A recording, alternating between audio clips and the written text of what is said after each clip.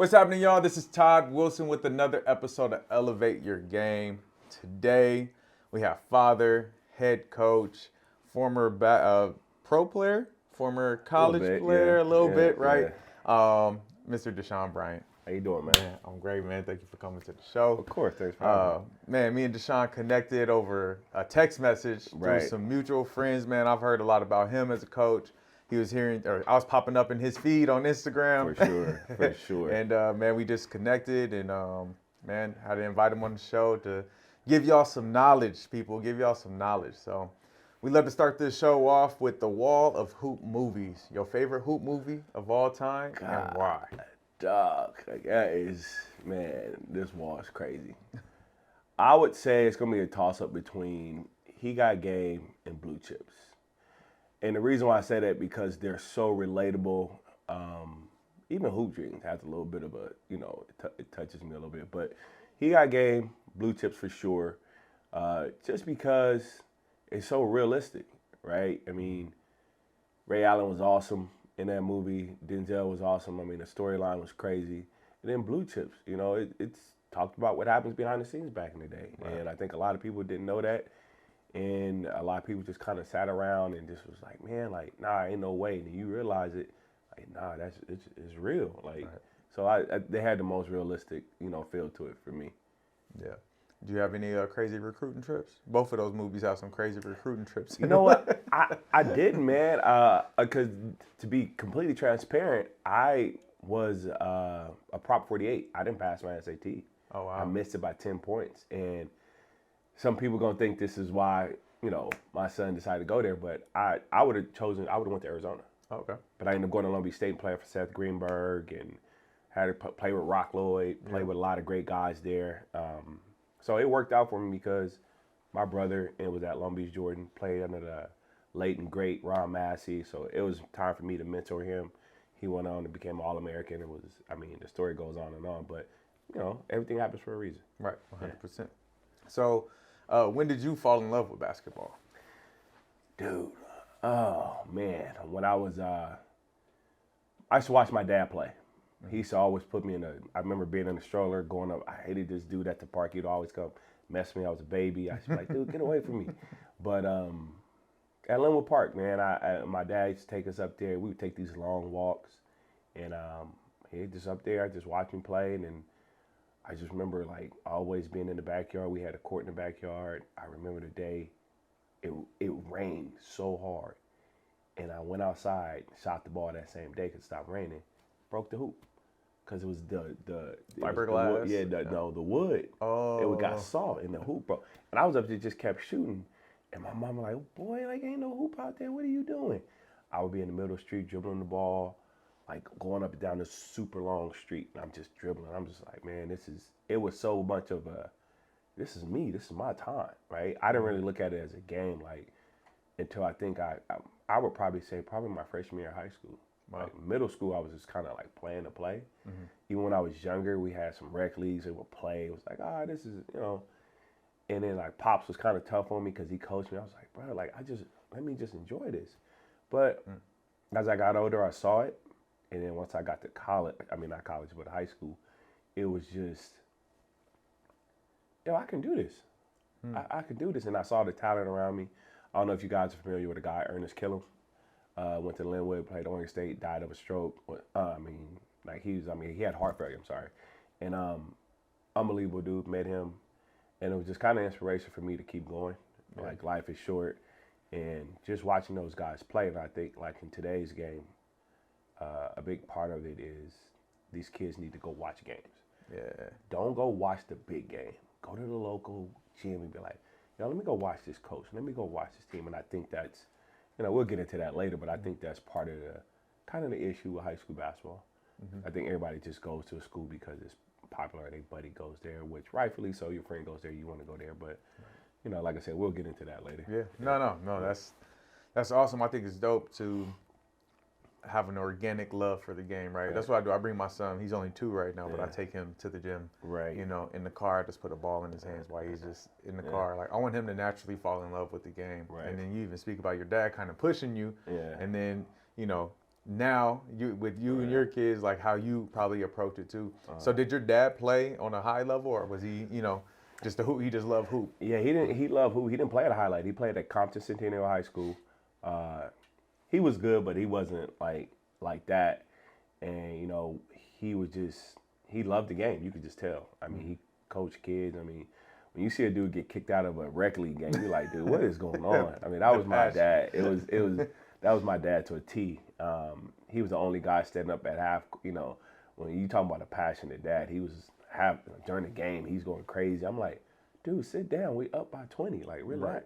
Right. And he's laughing at me, and he's like, hey, you got to do this. You got to do that. And I was like, I had to tell him one day. I had to really sit down with him and like, look, Dad, I love you, but I'm not looking in the stands no more. Like, I got to hoop. I got to play basketball. I love that. And so that was a moment. That was a defining moment for me, having that conversation with him. It kind of like hurt him a little bit because he felt like he had showed me everything. And I was like, nah, like, I'm all right. Like, I'll let you know if anything go wrong. So, and I think that's why I have the approach I have today, which is I'm going to sit in the corner. If you need me, I'm there. Yeah. Other than that, hands off to a certain degree. Man, that's awesome. So you said, did you have any trainer or coach before you got to high school besides your dad? Did you guys actually have work on stuff, or was it you just going out, like you said, dribbling up and down the street, shooting on the hoop? Was there any type of formal instruction then that got you ready for high school? No, my dad, it was just kind of all natural, organic, like people like to say. My dad was he was big on footwork, fundamentals. And he was big on building up your body. Like, he had me doing lunges, he had me doing stuff, and I'm just like, why am I doing these leg exercises? But as I got older, truth be told, I got my first dunk going into the 7th grade, like 6th grade year. Ooh. Yeah, so he was big on like this. How tall were you then? I don't even remember. I don't remember being that tall, but I knew I had the ability to get off the ground. I was just like, why am I jumping so high? I didn't, half the time, I didn't even know what I was doing. But I was just like, all right, cool. And like I said, I really didn't know what was going on until I got to high school, and as far as a trainer, I was like, nah, my pops just taught me how to do this. And we had those open runs for high school, 8 a.m. on a Saturday and Sunday, and your coach opened up the gym. It's freezing cold, but people coming from this school, that school, and like, we coming to play ball. And that's how everybody got better. And it wasn't really like how people like to do, have these exclusive runs. It was just like, nah, you come here, and like, I remember, Shea Cotton coming up there a couple of times, and you just like, all right, you going against these dudes, and you're just like, man, it's funny because all those little youth teams I played on, all the guys I'm seeing, I'm like, dude, remember when we played this? Jason Hart. Like, I was with me and Jay Hart, Kenny Bruner, like Shea Cotton, like all these different guys, and you're just going, man, basketball is a trip, right? It's a trip. So it's been good to me. So, yeah. High school experience. So you go to Linwood, stay there for all 4 years. No transferring and all that stuff. No, Yeah. I know it's different back in the day then, for sure. But what was your experience like in high school? And LA basketball at the time was high level, right? And so, what was that experience like for you? Freshman year, it was very different because it was back and forth. I was JV, varsity. Rest in peace, Coach Lee. He just passed away Thanksgiving evening. Great coach, great, unbelievable mentor. But it was really just kind of me introducing, because those teams were big back in the day. Like I'm like, yo, this dude is 6'7"? He's a sophomore? No way. I think I walked in, maybe I was probably 6'2", 6'1", 6'2", and then of course I started to grow. But it was just like, I had a guy on my team that was 6'8", and he was dribbling the ball, handling the ball. I was like, what? No. This ain't supposed to be happening. So the experience was great because I think AAU and high school were like cohesive. Yes. And not saying it's not now, but to some degree it kind of overlaps and you see certain things. But it was so close because we had Izzy Washington, right? And Izzy Washington, rest in peace, unbelievable human being, but he cared about the kids. He held you accountable. So that high school experience, you knew, the coach knew Izzy, Izzy knew the coach. So it wasn't you couldn't go and badmouth the coach. Like, man, like you said, it wasn't no transfer. Right. Like, no, you stand there. So, and again, it's different times, but that high school experience playing those teams, constant just competition, right? You're doing all these great things and you're like, just like, these teams are good. Like, you play against Jock Vaughn. You play, like, these dudes are good. It wasn't no like, oh, this team is bad. No, these guys were good. And I think that high school experience, getting beat up by the older guys, and also just going to different parks and playing, and that whole thing was just great. It was just a different time. Yeah, so. real. Like you said, he got game. Like the same team, they go and play the park together. You right, go and just, right. You're together as a team and you right. work together. You say so the AAU ran together. You play for Izzy Washington. Yeah. Hey, my young folks do not know who that is and what program that was. So break that down for us. Slam and Jam, man. Slam and Jam, and I'm pretty sure when this comes out, everybody's gonna be like, man, what a time. I mean, it was so popular, and no disrespect to any AAU program out there now, but I don't think it was no more popular program than like Slam and Jam. I mean, people were trying to like steal our shorts. Like people were like, all right, we were so popular. Izzy had everything going so much that you really had to be good to be on this team. Right. If you ever get a chance to go through that history, you're going to be like, wait, this dude is, you're going to be like, yo, everybody play for them. But that's how you knew it was there. Like, it's different now. You got players, you got more high school, more talent. It wasn't multiple AAU programs. Right. It was one. It was like one or two. It was like, if you Who else was around there? SCA, was SCA up and running? I want to say yes, but I also want to say it was one other. I think it was, they were based out of Carson. I cannot think of their name. But we, you know, you had ARC, you had them a little bit. But again, it was just a lot of just like, man, like you had to play for this group. This is it. Yeah. And everybody was beating down the doors to play for Slam and Jam.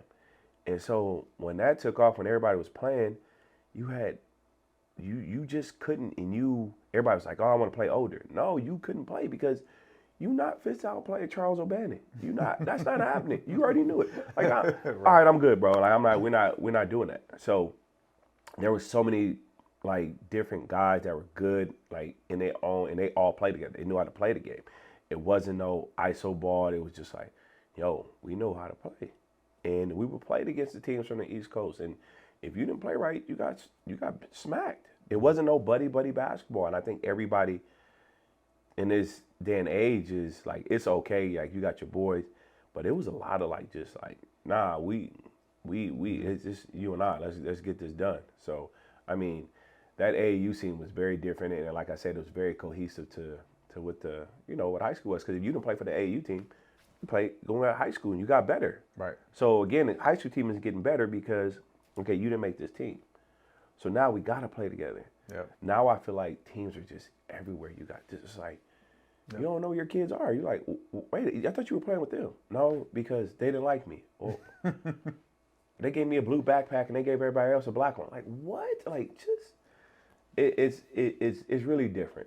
And I'm gonna leave it at that. That's what I'm gonna say. I'm gonna leave it at that. No, you definitely have to navigate these waters different than when it was the same for me, you know, and I grew up in the early 2000s when I was in high school, but it was the same. We didn't have a bunch of teams like that. That's when they started to pop up, and I grew up in the IE, and there's only two teams in the whole area. There was a Riverside and a Corona team where we were Norco, and that was it. It was like, you either play for one of those or you don't. Right. And, you know, I was a sixth man most of my life. Like, but I thrived in that role because that's what it was. Because I was playing with the best players. Yeah. And so these kids, I think it's important to how we navigate that now, right? With so many club teams. How do I get my kid in a position where he's going to face adversity, be forced to get better, but also have a chance to develop? Yeah. And in finding those opportunities, you know, you got to figure that out. 100%. 100%. Yeah. So in high school, just reminiscing, any real big games that you remember? Oh, man, make me go there. Moments that you remember that were kind of defining for your career that kind of changed your perspective of, like you said, when you got to high school, it's like, man, these dudes are big. I'm going to have to really compete. A moment that you were playing against somebody, you were like, oh man, or it clicked like, oh, I could play college ball, or those kind of thoughts. A lot of it came in. Let me think. So Dominguez High School at the time. Yeah. right? So they had Kenny Bruner, they had Tommy Prince, Tayshaun was a freshman. That group, even before those guys came in, that was a tough group to play against. And I would do well in those games. I'm like, yo, I'm made for this, right? I remember one of my first summer league games I played against Charles O'Bannon. I got a rebound, I promise you, I got a rebound.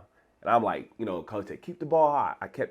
He takes it out of my hand, dunks it. I'm like, all right, man, here we go. Like, you got to wake up. So, playing against those guys, having guys like Toby Bailey, Cameron Murray, Tracy, like all those guys, right, they were mentors at the same time. James Cotton, like you had a lot of guys that were just like, unsung heroes. Guy like Cameron Sufi. Like everybody, people don't even know who Cameron Sufi is. He played from out of day. He was their point guard. He was the guy running the whole show back in the day. And he was, he coached in the NBA with Scotty Brooks. It's just guys like that. You look past games against Jock Bond. Like, I'm like, dude, I got to get better. Michael Quinn, like, you're sitting there going, all right, bro, like, this is real. And then the LA teams, you had Fremont, Ricky Price, you had Todd White, you had all these different teams, and you could never, ever relax. It was never a game you was like, oh, we're going to beat them. Even in your league, you're like, oh, we play Warren. They're good, Nah, then they had two kids. It was like, no, these dudes is good. We got to really come out and play.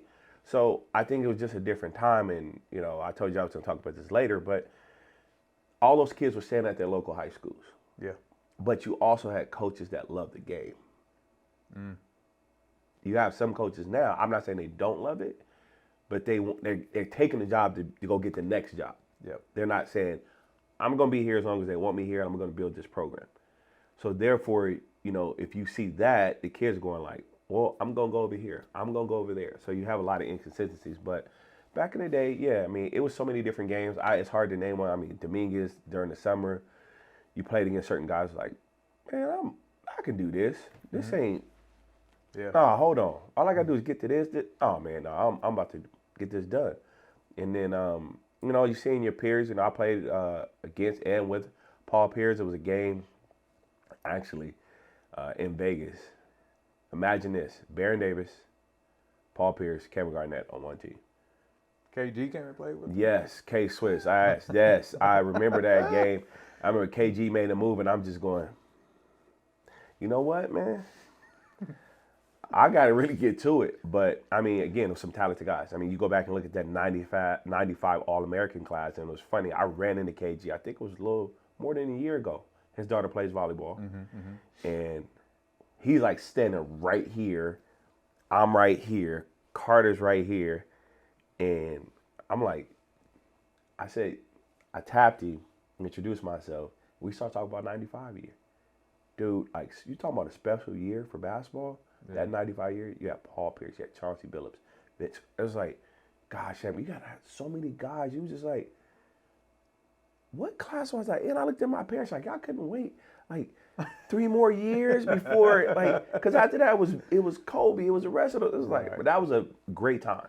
Yeah. It was a great time, even the guys before that. So, I mean, it was a special time, but it wasn't one particular game. When I started really scoring and like being active, guard guys, shutting guys down, I was like, oh yeah, I can do this. Yeah, this is happening. Yeah, I think that time was the last of a different breed of basketball player. Sure. Because we talk about the mentality that you had to have just living in LA for one, right? Yeah, and what that means to navigate your lifestyle and the toughness that you had to have. Our last guest, Keon, talked about this. Like he was so mentally tough to an extent, and everything was competitive. And the competitiveness wasn't for me to get somewhere; it was for me to win and 100%. To be a team player and to do all these things that basketball is really about at the end of the day. Right. And I think, that kind of changed once people saw that you can develop the skill and the talent, or you can develop the skill you need to get to the next level without having that attitude. No, and so 100%.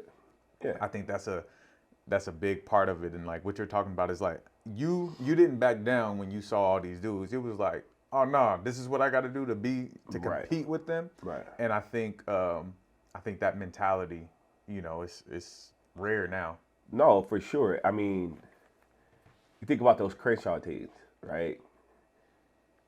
Yo, like you played against those guys, and it's like you didn't have time to think about nothing. If you blinked, the game was over. It was like, this game is done. Yeah. And everybody's like, oh, the Crenshaw team. Well, let's think about the Manual Arts team. Like, that team, I remember we went in there, I remember it vividly. We had just gotten our shoes. We was getting on the bus. Coach was like, everybody's complaining, my shoes gonna be slippery. Oh, okay. So we did defensive drills for like 30 minutes before we got on the bus. Y'all shoes broken in now? Yeah. We lost by 40. Oof. We came back in practice. I remember when we drove out to JW North, we got our butts kicked. And when I tell you there was just all up and down California, just talent. I remember going to South Tahoe, playing against a coach at Stanford, Haas. They beat us down. And I was just like, wait, what? So you just, like I said, it was just talent everywhere. And they played basketball. And you play against certain teams that just did the fundamentals. You just learn the game differently. You go down to Orange County. Like, we lost, I remember my freshman year, we lost to Capistrano Valley. They kicked our butt. They had a kid, I remember his name, that's how badly they kicked him. A kid named Tom Ayers. Did not miss from three. I'm just like, dude, are you kidding me? I'm a freshman. And I'm going like, man, and I didn't realize it. I never got back to that championship game. Never got back to there. Wow. And I was just like, if I ever get back here, whether it's a, college, like playing championship game or as a coach, I won't take it for granted. And since that point, I haven't. Yeah. And whether it's a tournament, whether it's, AAU, like you don't take that because it's an experience like many people don't get. Right. They look past it. And I'm just like, no, I won't take that for granted ever again. Absolutely. High school goes by fast, man. People don't understand. I mean, I know like Carter was just probably a freshman in your mind. Now he's graduating. Like, it flew by now as a parent seeing that too. Yes. And so you touched on it earlier. We'll talk about, recruitment. So in high school, you're getting recruited. What was that experience like, for that time, and who were you getting recruited by? How did that whole system work out for you? It was more, handwritten letters were a bigger deal back then. Everybody were getting letters. I was getting stacks of letters, and people were like, oh, you getting all these letters. I remember, some of those guys that were at my school were telling me, like, until it's written, it's not real. So I was like, all right, you see UCLA, Utah, you see SC, heck, Missouri. I was getting letters from all over. And as time went on, like I told you, it was Arizona, Lou Olson, Kevin Eastman at Washington State. So I had all these guys like recruit me, Seth Greenberg, a lot of great coaches. And those letters, like I said, they were pouring in. And then as it went on, you start to realize, like, hey, you have to maintain a certain level of play for those guys to keep recruiting. Not saying I didn't, but you can see guys falling off. But then you can see other guys rising. Right. You're like, oh, okay, this has got to be consistent. So I really didn't pay attention to recruiting. I was like, I kind of knew I wanted to go to a certain school. So it wasn't the media like, oh, where you want to school? My coach asked, where would you go to school right now? I would tell him, he was like, well, look at this and look at that. Okay, cool. And when I kept watching Arizona play, I was this guy. I want to get up and down. I wasn't a really half court guy. I was like, I like to get up and down. Not saying I couldn't be in a half court, but I started seeing different teams. I'm just like, okay, I like this. I like Romar. Romar, I believe, was at UCLA at the time. And I loved him. I'm still good friends with him. So it was just more so about who did I have the best relationship with. Right. Like where did I feel like I was going to be valued as a person, And I was like, yeah, I know I'm talented. No, I can do this, I can do that, but it's another big part of it. And that's the part my mom would always tell me, like, there's more than this than getting up and going to practice. Yeah. You have to see yourself on that canvas, walking around, talking to that coach, talking to the people around you, that community. You might live in that community one day. So is that a town you want to be in, or is it just like you just going for basketball? So and I just kind of ran with that. And that was my recruitment. Like I said, I got recruited by Kansas State, Stanford, like name them. Like I got recruited. My only team I don't think I really got recruited by, of course, was Carolina and Duke. And that was, that was the thing where it was like, you got Carolina and Duke. You knew you was like really special. But Anybody think about Louisville? Like, I name them all. I remember Denny Crum sending me something. I'm like, all right, so I got all these, these letters, but it was like never somewhere I was like, oh, okay. People was telling me like, oh, you getting recruited by this school? I'm like, yeah, cool, but I just waiting for 3:30 to come around so I could practice. Like, it wasn't. I was just hooping. What would the handwritten letter be equivalent to today for kids being recruited? You're saying you're like that's when you're really getting recruited, when you're getting a handwritten letter. Offers. Straight offers. Okay. Right. Offer from the head coach. Yeah, from the head. I like that. Offer from the head coach. Like, and there's no disrespect to the assistant coach. No, but that happens a lot. It's like they got to get permission to offer you, and that means that they're looking into you, and the coach is trusting them to do it. Right. But when the head coach does it, it's real. Yeah. It's for real. Yeah. It ain't no like, all right, go ahead and offer him because he's a top 50 kid. Yes. It's like the head coach is calling like, hey, know what it is. Yep. Yep. So that's the handwritten letter. I like that. I want to get the kids to understand how important that part of the game was. So, you said you wanted to go to Arizona. That was the main school, and that SAT, you said you missed it by 10 points. Yeah. 10 points. What was your preparation for the SAT? How did that feel? And what happened after that? Full transparency, I wasn't really locked in like I should have been because guys before me, I was like, he passed SAT, I'm passing it. Right? That was my mindset. I was kind of stubborn with that. And I don't believe I studied. And later on, I found out until I had like an issue with anxiety, like test anxiety. Mm-hmm. And I didn't realize until I was taking my test. When I tell you I was pouring sweat, I had to change shirts. Man. And I was like, what is going on with me? And I didn't know. And I thought it was just a me. I just thought, oh, okay, you nervous. You're going to be all right.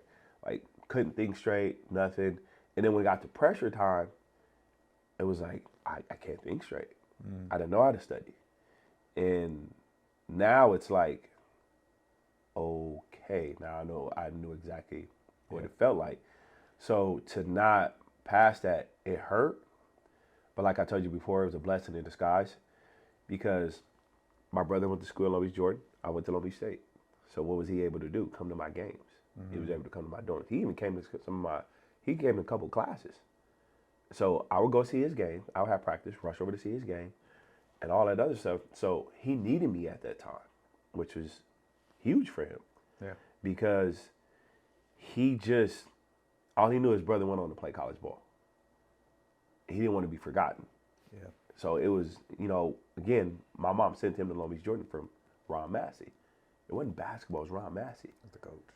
Because him as a man. Yeah. And that's what my mom saw. It wasn't the basketball part. So he went there, and that was just, I didn't realize the blessing at that time. And what I felt when I didn't pass it, like I felt like I had let down myself. I'm very hard on myself.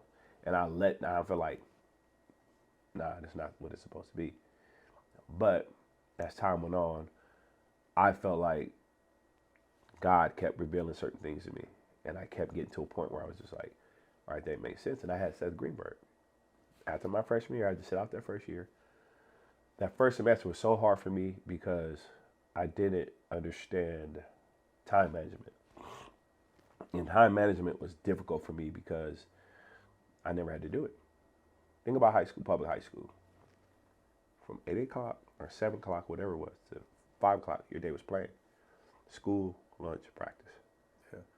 It's not like that in college. Right. Not even close. Like you got these empty spaces where you don't know what to do. My freshman year, I'm sitting there going, all right, what do I do? I had class from 8 to 12, right? We didn't practice it later on. So from 12 to 4, 12 to 5, what were you doing, Deshaun? Now, mind you, number one volleyball team in the nation, girls volleyball team in the nation. Yep. So there's distractions, stuff you're not used to. Nobody tells you about. And at the time, we're hanging around these girls and we're thinking like, oh, life is great. Life is great. And we're just hanging out, not realizing that 4 or 5 hours, I could have been in the gym and got better. Yeah. I could have studied. Yeah. And I didn't. And that first semester, I almost failed out of college. Like Greenberg was like, I'm done with you. He would walk right past me, act like I wasn't even there. And he wasn't being mean, but it was just like, no, you want to be lazy? Like, do you know what your mom does to get you to this point? When that man ran me, I couldn't run no more. I couldn't run no more. And from that point on, I think my GPA, I finished, cum GPA was 3.5 at Long Beach State. Change the game. But it was just the time management. So it was, then I had a guy like James Cotton that come here, man.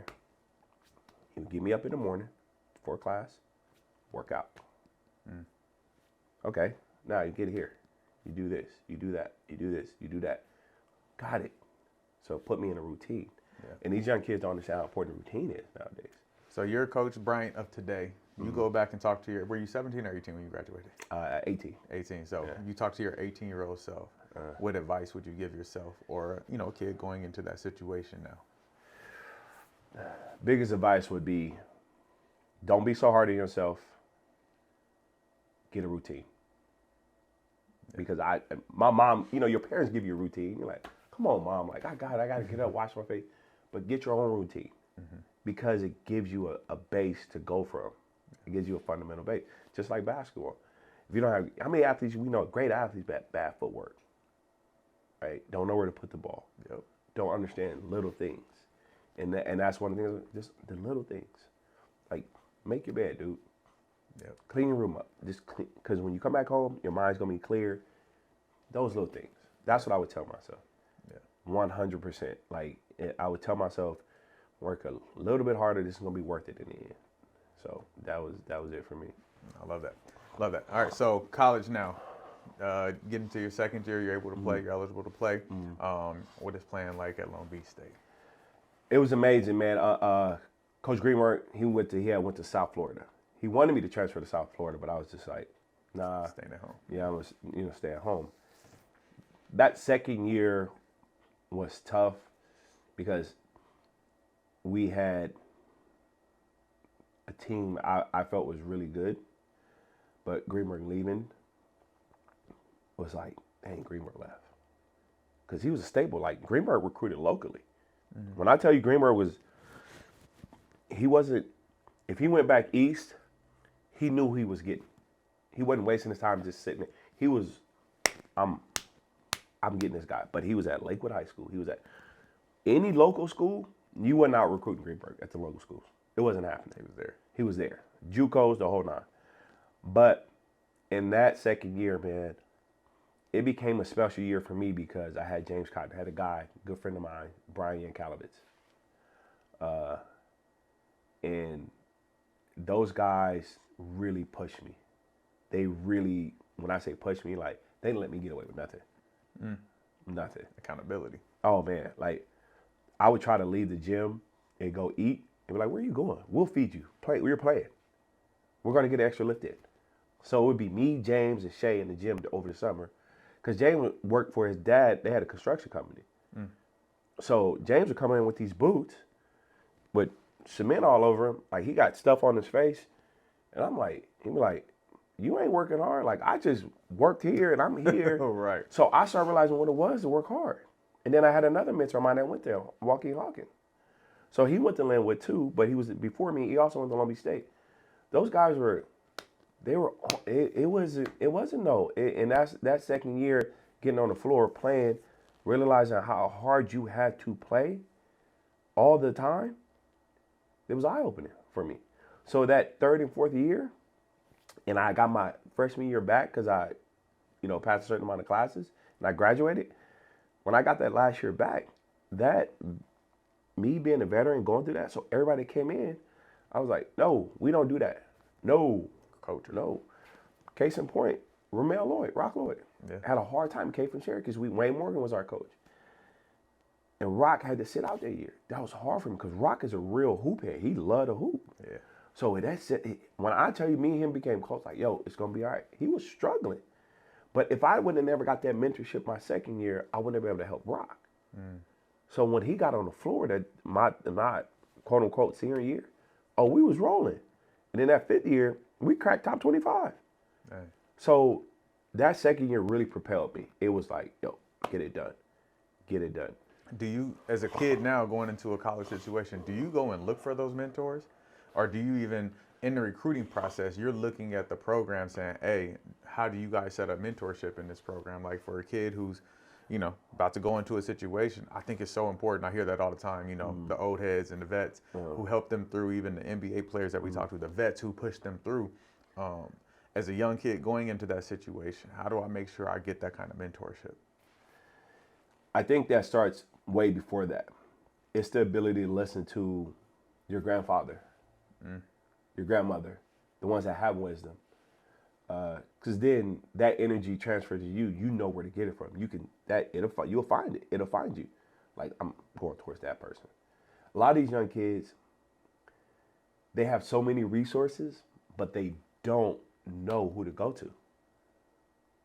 They think about Instagram, all the things they can look up. Yeah. And it's like they don't do it. And they don't know who's who. And it's like I wouldn't say we've given them too much. The ability to listen to your grandfather, to get that wisdom, like, and your grandmother every day, that uncle that even though you at the barbecue, he always got something crazy to say to you, but he got a lot of wisdom. Yes. Right? It's that way before you even start playing basketball. So that way, when you go to high school and you go into a certain one, you can look on that bench, you can look around and go, all right, that's where I'm going. Because I want the wisdom. Yeah. Right? This ain't going to be easy. Then once you get to college, those guys are important. Those guys are not going to hunt you down. Like Carter, right? He's made a connection with Andre. Right? It's funny because Aaron Gordon, a good friend of mine, Tony Harvey, is his cousin. And I met Aaron Gordon when he was probably 17. And I know Aaron doesn't remember that, of course. But like Aaron went to Arizona. So I know Carter's going to reach out to Aaron. Carter's already talked out to Gil. He was already talked to Gil. He's talked to a lot of those different guys. Yeah. And so for him, he knows that. But that started way before then. Yeah. That was me and my brother, and of course Carter's mom. Hey, listen to your elders. Yeah. They've been there before. And it's hard for kids. We've done it. Like, oh, man, you don't know. I think there's more for the parents, though, is to tell you, because I don't think parents are telling their kids to listen to elders, man. The level of respect that they have for elders has changed 100%. for sure. Like, I'm dealing with these middle school kids where, they act like their parents do towards people, and you can see it, right? They're going to do what you do, not what you say. Yeah. And so, in order to respect your elders, you also got to respect your elders as a parent and tell them and not. No, how do I want to say this? Always support your kid and make sure they're straight in a safe environment. Right. But do not don't enable them in their situation and hold them accountable because a coach said something and now you're fighting to their defense of something that they need to learn a lesson in. Playing time, or coach said I can't do this, or whatever it is. I think that's the separator for these kids who are going high major Division I, is that they're coachable. Because you got to be coachable in the next level, or you're going to sit down. These are people's jobs. Like you said, these coaches they have their job, they have their responsibilities too. And the kids they recruit determine how well you do. I'll say this. I'm going to give the parents and these players some free game.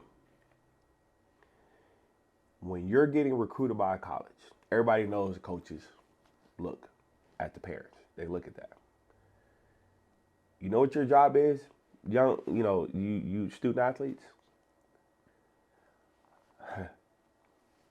You're not supposed to, you can't ruin that coach's wife's lifestyle. That's why he or she is able to go out and recruit. And do, because you think about the time and effort these college coaches put in. It doesn't stop. Final Four is over, they're on the road. Yeah. When do these wives and kids get their husbands back? Very rare, right? So if the woman of the house is not okay, if you mess up her lifestyle, she has the ability to go do good things. Take care of her kids. She doesn't have to look into her bank account. She can go shopping. She can go do whatever she wants. She can take care of the house, decorate the house, improve the house, multiply them up. That's what she wants to do. She has to drop off the kids. But in the meantime, if she gets to go take a week off and go to Italy and go shopping or do it, don't mess that up. In the moment if you're a kid and you mess up that moment, That's why the coaches take you to their house when you're in college. That's why you go eat at the coach's house. Because the coach is subconsciously telling you, see this? Don't mess this up. Because the moment you do, you're gone. And it's not necessarily, it's not a money thing. I've worked hard for this, kid. Don't mess this up. So people wonder why the kids don't get recruited. Because they see certain things in your kid that's going to mess up their world. Why would I invite that in? Why would I do that? I'm not doing that. So these parents need to understand that. These kids need to understand that. Yeah. So when you get on the internet talking about they sleeping on me, no, stop. You too comfortable. When do you fall asleep? Tired. You fall asleep when? When you comfortable, not when you're tired. Right. Yeah. So you guys got comfortable. And the coaches can see your comfort level. They watch little things like this. How many kids you know right after games pick up their phone? Right after. Man. But none of them coming to the coach like, talk to the coach. They don't sit and watch the next team during AAU. Yeah. Hey, this team we playing next, they watch that stuff. So why? You not invested in you. Why would I? I'm not doing that. Even the most talented kids. The ones that are elite are the ones doing that without being told to do it to a certain degree. Because going back to kids being around the game, they see it. It's power in being around those teams, watching those older guys like, oh, why they watching that team and why they stay after? Yep. Like, that's what that is. And I think people have really missed that part. Yeah. And that's the part that's just like, man, if y'all figure that out, it's a separator now because, like you're saying, like we all have skills, talent, got a gym, we have all that. That's the part they're missing. The character, the person, right. Who you are is so important to that next level and having success on that next level. Because, like you said, you could get there, right? You got to college and you didn't know the structure, but you got there. But thank God you had people and you had your parents raised you to listen to those authorities and, mentors or whatever it is to achieve what you need to achieve once you get there. Yeah. And that's what you need. And so parents, that's instilled from birth. Right. That's instilled from a young age of being coachable. Right. And so, no, thank you for that. That's free game, y'all. Yeah. And then, I mean, as far as the parents, one of the biggest things you can do is sit in the corner. Sit in the corner. Just be a parent. I promise you. It's hard because a lot of parents are being competitive. Sit in the corner. That's why we build relationships. You do right by people, the people you put your kids with, they're going to do right. They're going to do right by them. But part of that failure and struggling, that's part of it. We got to stop being so like, oh, he ain't getting enough touches. Hey, go sit and practice. That's why my practices are open. My parents, come watch. Watch how many times I got to tell him to tuck in his jersey. Watch how many times he don't touch the line, and he doing it because he know I ain't looking. I don't watch my kids touch the line because it's going to show. And that's going to give you your time on the floor. It's going to show. Yeah. I don't have to do it. I learned that from my mom. My mom be like, I ain't fit to do all that. You know why? Because it's going to show. Your habits going to show. So I see it. You don't want to get stick hand up? All right, don't get it up. Then you get hit in the mouth for X amount of points. Game 1 to 3, bang. You don't get your hands up? Fine, don't get them up. But you're going to come sit down now. So you are actually contributing to your own demise. Yep. But for the parents, I promise you, just go watch a practice. Go sit in the corner. That's what I do. So you can see your kids' habits. So when they come running to you, talking about, Coach don't like me. Practice start at 3:30. Your son walking in at 3:25 and got nothing, no gear on, nothing. Eating a sandwich. And I'm wrong? Yeah. No, I'm not. But I run my program there. But I think parents, if you can, as time goes on, sit in the corner. You know they're watching you, especially now because you got these NIL deals. They're watching you. And don't go searching for NIL deals, parents. That ain't your job. Be a parent. Because when this all shakes down, when they done playing, you still a parent. Yes. You are a parent. Not their manager. Yes, because the moment you try to get into that space, and I get it, you're trying to make sure they're okay. Whatever happens, that's part of the plan. That's part of the process. Whatever you taught them along the way, trust what you taught them. And that's hard to do for us. I've struggled with it. Carter's mom has struggled with it at times. And it's just one of those things. It's like I got homeboys like, hey, sit down. Like I'm good friends with Braden Murray's dad. Man, we sit there. You won't even know we in the crowd. We just sitting there. Yeah. But that's what you have to I do. seen y'all. I recognize that because I've always admired how y'all kids played. Yeah. And I had the pleasure of meeting Bobby and breaking bread with him, and it was the same thing. And I think part of that is y'all hoop before as well, right? Right. And so you guys understand that process, and getting other parents to understand that process. I think it takes people like you to give them that education somehow. You know, the ones that you're connected to, I'm sure the ones in your program or ones that, you know, Carter plays with, and giving them that education of, hey, you don't have to be the promoter for your kid. Yeah. Their game's going to speak. Their habits are going to show. Your job is to teach them how to have those habits. 100%. And that's the key to this. Right. Because there's people who are in the NBA whose parents have never touched a basketball. 100%. But how they raised them truly did matter. So, no, man, that's dope. So, man, I had a great question as you were talking about all that, and I'm going to remember it later. But transitioning from college, so you said the last year you guys were ranked. Did you guys see the NCAA tournament? How far did you get in the conference tournament? What happened there? Nah, we got to the conference tournament. So we got to the conference title game. Could have been semis. 2 years in a row, I lost. Two guys. Roberto Bergeson, I to this day I hate this. I got that dude. He hit me for 25. Oof. He was in such good shape, but he was just smart. He would lose me off screens. Like I just like, dude, like I can't get to this dude.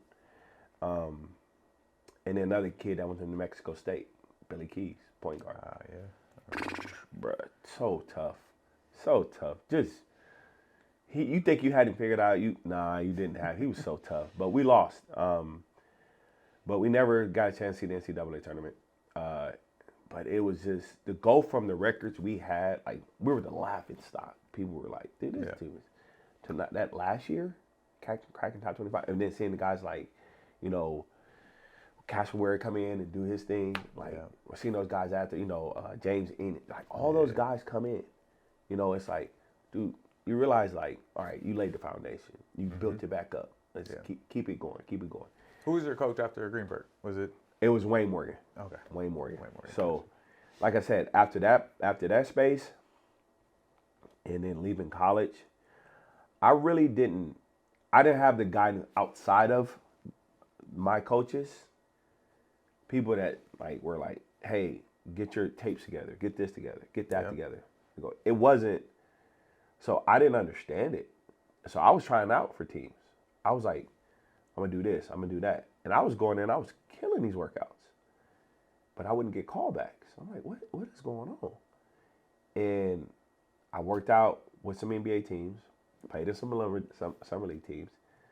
I just always felt I was good enough. I knew I was good enough. Because I would work out down at DeAnthony Langston, who also went to Long Beach State, alumni. He had the real run down in Carson. But every morning we would play at like 8 in the morning, from like 8 to 10. And Paul Pierce, all these dudes show up. And I'm out there like, yo, come on, man. I belong out there. But I didn't have that, like, yo, D, come with me over here. We're going to work out. We're going to get there. You got to be in this door. You got to be in this door. Yep. Right? Guys like Jason Crow, good friends with Paul Pierce. So Jason was a hard worker, bro. Y'all think his son, like, his son can score, can hoop. But Jason, bro, you were not working Jason. Jason would go all right. He wasn't going left. He go all right. You couldn't stop him going right. But he was like a monster.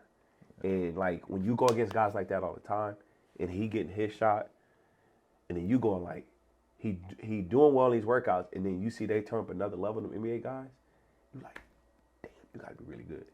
Right. Like, you gotta be really damn good. So I got to a point, I said, all right, how do I give back? My thing was, everybody's like, you should coach. Nah, you should coach.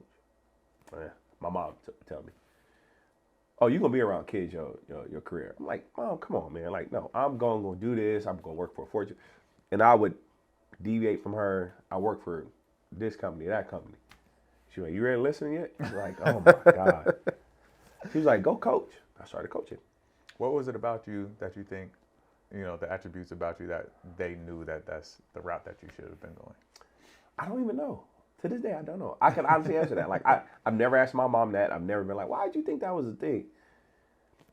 I never asked because I accepted it. Once I accepted it, I was like, yes, this is not necessarily easy for me.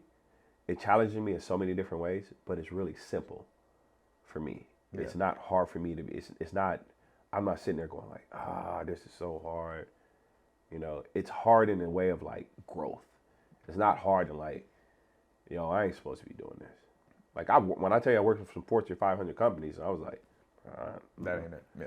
No. Yep. Like I'm not going to go be a wealth manager. I'm not doing it. And everyone's like, wow, you make good money. I said, because I got to chase down people for money. Right. I don't have I have a passion to talk to people and speak to people about certain things. But after a while, I was just like, no, I can't. I'm not doing this. So, yeah. So I found success in coaching. I was just like, oh, this is what I'm going to do. So what was your first coaching gig? Whew. First coaching gig was actually high school or just in general? In general. In general, I was actually coaching. This is so crazy. It's funny that you're bringing this up. Newport Beach Community Center. I started coaching out there in a little rec league. And then people was asking me to come back and play, so I would go play. So I was in between. So that was like my first experience where I'm coaching. Yeah. Didn't know what I was doing. I was just like, I'm just coaching, right? Bunch of kids, we having fun. Parents is happy. I'm like, all right, we're good. But that was my first experience coaching. And then high school, my first coaching experience was actually at Long Beach Wilson. I was on the girl side. Okay. And we did well. We had one of the top teams in the state. Then I was like, then I moved out to, I was out in Riverside. I coached at the deaf school for 2 years. Okay. So I know sign language. So I coached there for two years. Had a pretty good team. We have to talk about this. Hold on. How'd you get connected to that job, and what was that experience like? So Carter's mom, she was a sign language interpreter. Okay, gotcha. So I ended up being there and learning sign language just on the fly. Got it. So just like, okay, I got to learn this if I'm a coach here. So, and story, Carter's, not my mom, but his mom's, mom and her dad are deaf. So they all know sign language. So I ended up being at the deaf school, like pretty much coaching there. I was actually on the USA Deaf Olympic Committee for a little bit. So I was there for 2 years. Then I went to King High School, and that's where I had Kawhi Leonard, Tony Snell, Eric Wise. Oh, yeah. Man, did not put all this together. This makes sense. I grew up in Corona. Okay. And so, yeah, those is, yes. that's my. Yeah. So dope. I ended up getting over there, and that's an interesting story. How I got there. I remember sitting at home. Carter had to be, three or four. And I wasn't doing anything because I just moved out there. I was like, dude, I got to do something. I can't sit there. I was training a couple of kids, but I was like, all right, something's got to be solidified. Mm-hmm. So I go over to the school, get Carter dressed, drive over to King. Walk to the front office. How you doing? My name is Deshaun Bryant. Is basketball coach around? I'd love to talk to him about an opportunity to coach. Yeah, Coach Sweeney is out on the blacktop. I'll walk you out there. Cool, go out there, meeting. He looks at me like this weird look. I'm like, oh, did I walk into the wrong school? And I got Carter in my hand, right? I'm just like, whatever. And he's like, I know you. I'm like, no, you don't. Like, I know you don't. He was like, you went to Long Beach State. I was like, what? He was like, Tim Sweeney. And his dad, Tim Sweeney Sr., was there. This legend. They was like, how can we help you? I was like, just want to coach, see if you guys had the opportunity to coach. So they was like, come back tomorrow. We have practice in the gym. And, we'll have you work with some of the freshmen. So I was like, all right, cool, whatever. And then walk back, came the next day. He's there. Varsity's working out. I'm like, well, you told me to come back for the freshmen. He was like, yeah, we moved their time around. So I was like, all right. He was like, do me a favor, put these guys through some drills. So I did it. And he was like, oh, no, you'll be with varsity. No, you're with us. So from that point on, it kind of just took off. And I just kind of just... Man, you walked up to a school and asked for a job? Yeah. With no phone call or nothing? No phone call. So, that's just unheard of, like the... Well, like... with your son in your hand. Like, yeah, nah, let's man. go. It was like, nah, this had to be done. Yeah. 'Cause at the time, I'm sitting at home like, what's going on? Like, I got to figure this out. So I started working there. And of course, you know, the years we had there. And that's where I got connected with Clint Park. Yeah. And when I tell you, that dude's passion is unmatched. It's unmatched. And it's because he genuinely cares about people. Not just the kids playing basketball, but people. So Clint can come off abrasive, which I love about him, but transparency, it's a thing. Like, he's transparent. Like, what do you want him to be? Yeah. Like, you want him to not be transparent? So he is. So during that time at King, that's when the skill development really started kicking in for me, where I really started to get after guys like, yo, no, this is wrong. Clint would come in like, no, we're not doing that. We're not doing that. Footwork, we got to go back to fundamentals. We got to get this, all that, and we're not doing that. And we would have runs there. People didn't notice. Like, we had runs there where the who's who was in the gym. It was everybody in there. You can ask Sean Marshall. You can ask all those guys. They would come in there, they would hoop. And they'd be like, bro, this is crazy. How you get all these people in here? But we just opened up the gym. Right. We opened the gym. And that's because I got it from old school. Open up the gym. And let the kids, we weren't trying to get kids to transfer in. None of that. Just come hoop. Yep. Just hoop. And that's when Carter he'd just be with me, watching. And then, like I said, as the years went on, we started doing the whole pregame workout. Like, we had games and we had guys, groups, like, work out here. You know, you got this workout, this, and you didn't play this amount of minutes, and you got to work out. And Carter be on the sideline imitating the moves. Wow. So when you were at King, who all did you coach? I know that this is like the, you know, I think we have to talk about this because you're seeing guys before they go pro, right? Which is part of your development as a trainer and a coach and how to develop kids. So who was there at the time? You mentioned some of them, and what was your experience like seeing them at that level? And did you know that they had the potential to be where they're at now? So I had Eric Wise, Chris Harriel, Taylor Cunningham, J.J. Campbell, Jeremy Castleberry, who's now with Kawhi with the Clippers. I got a funny story about him. Kawhi, Tony Snell. I had a couple other guys. I'm trying to think off the top of my head, but I had quite a few guys that was just like, man, these kids are good. Yeah. These kids are good, and they were a good team. Besides the talent, they were a good team. Right. And one of the things that I can tell you, like during that time, Kawhi didn't really understand it at the time. He didn't understand like what he had. Clint helped him tremendously. Like, no, you're doing this. You're working out. Not saying that Kawhi didn't want to work out. Kawhi was just out there. You just see him do things like, dude, did he know what he just did? No, he has no clue. But like, you had a guy like Eric Wise who's a hoop head. Yeah. Right? Because his pops played at Long Beach State. And Eric, when I tell you he came to footwork, I would guard Eric sometimes and be like, bro, you kind of giving me fits. I don't like it. But Eric would get mad when I run him off screens. He was like, that's not basketball. How is it not basketball? So, but guys like Eric Wise, Eric was so good.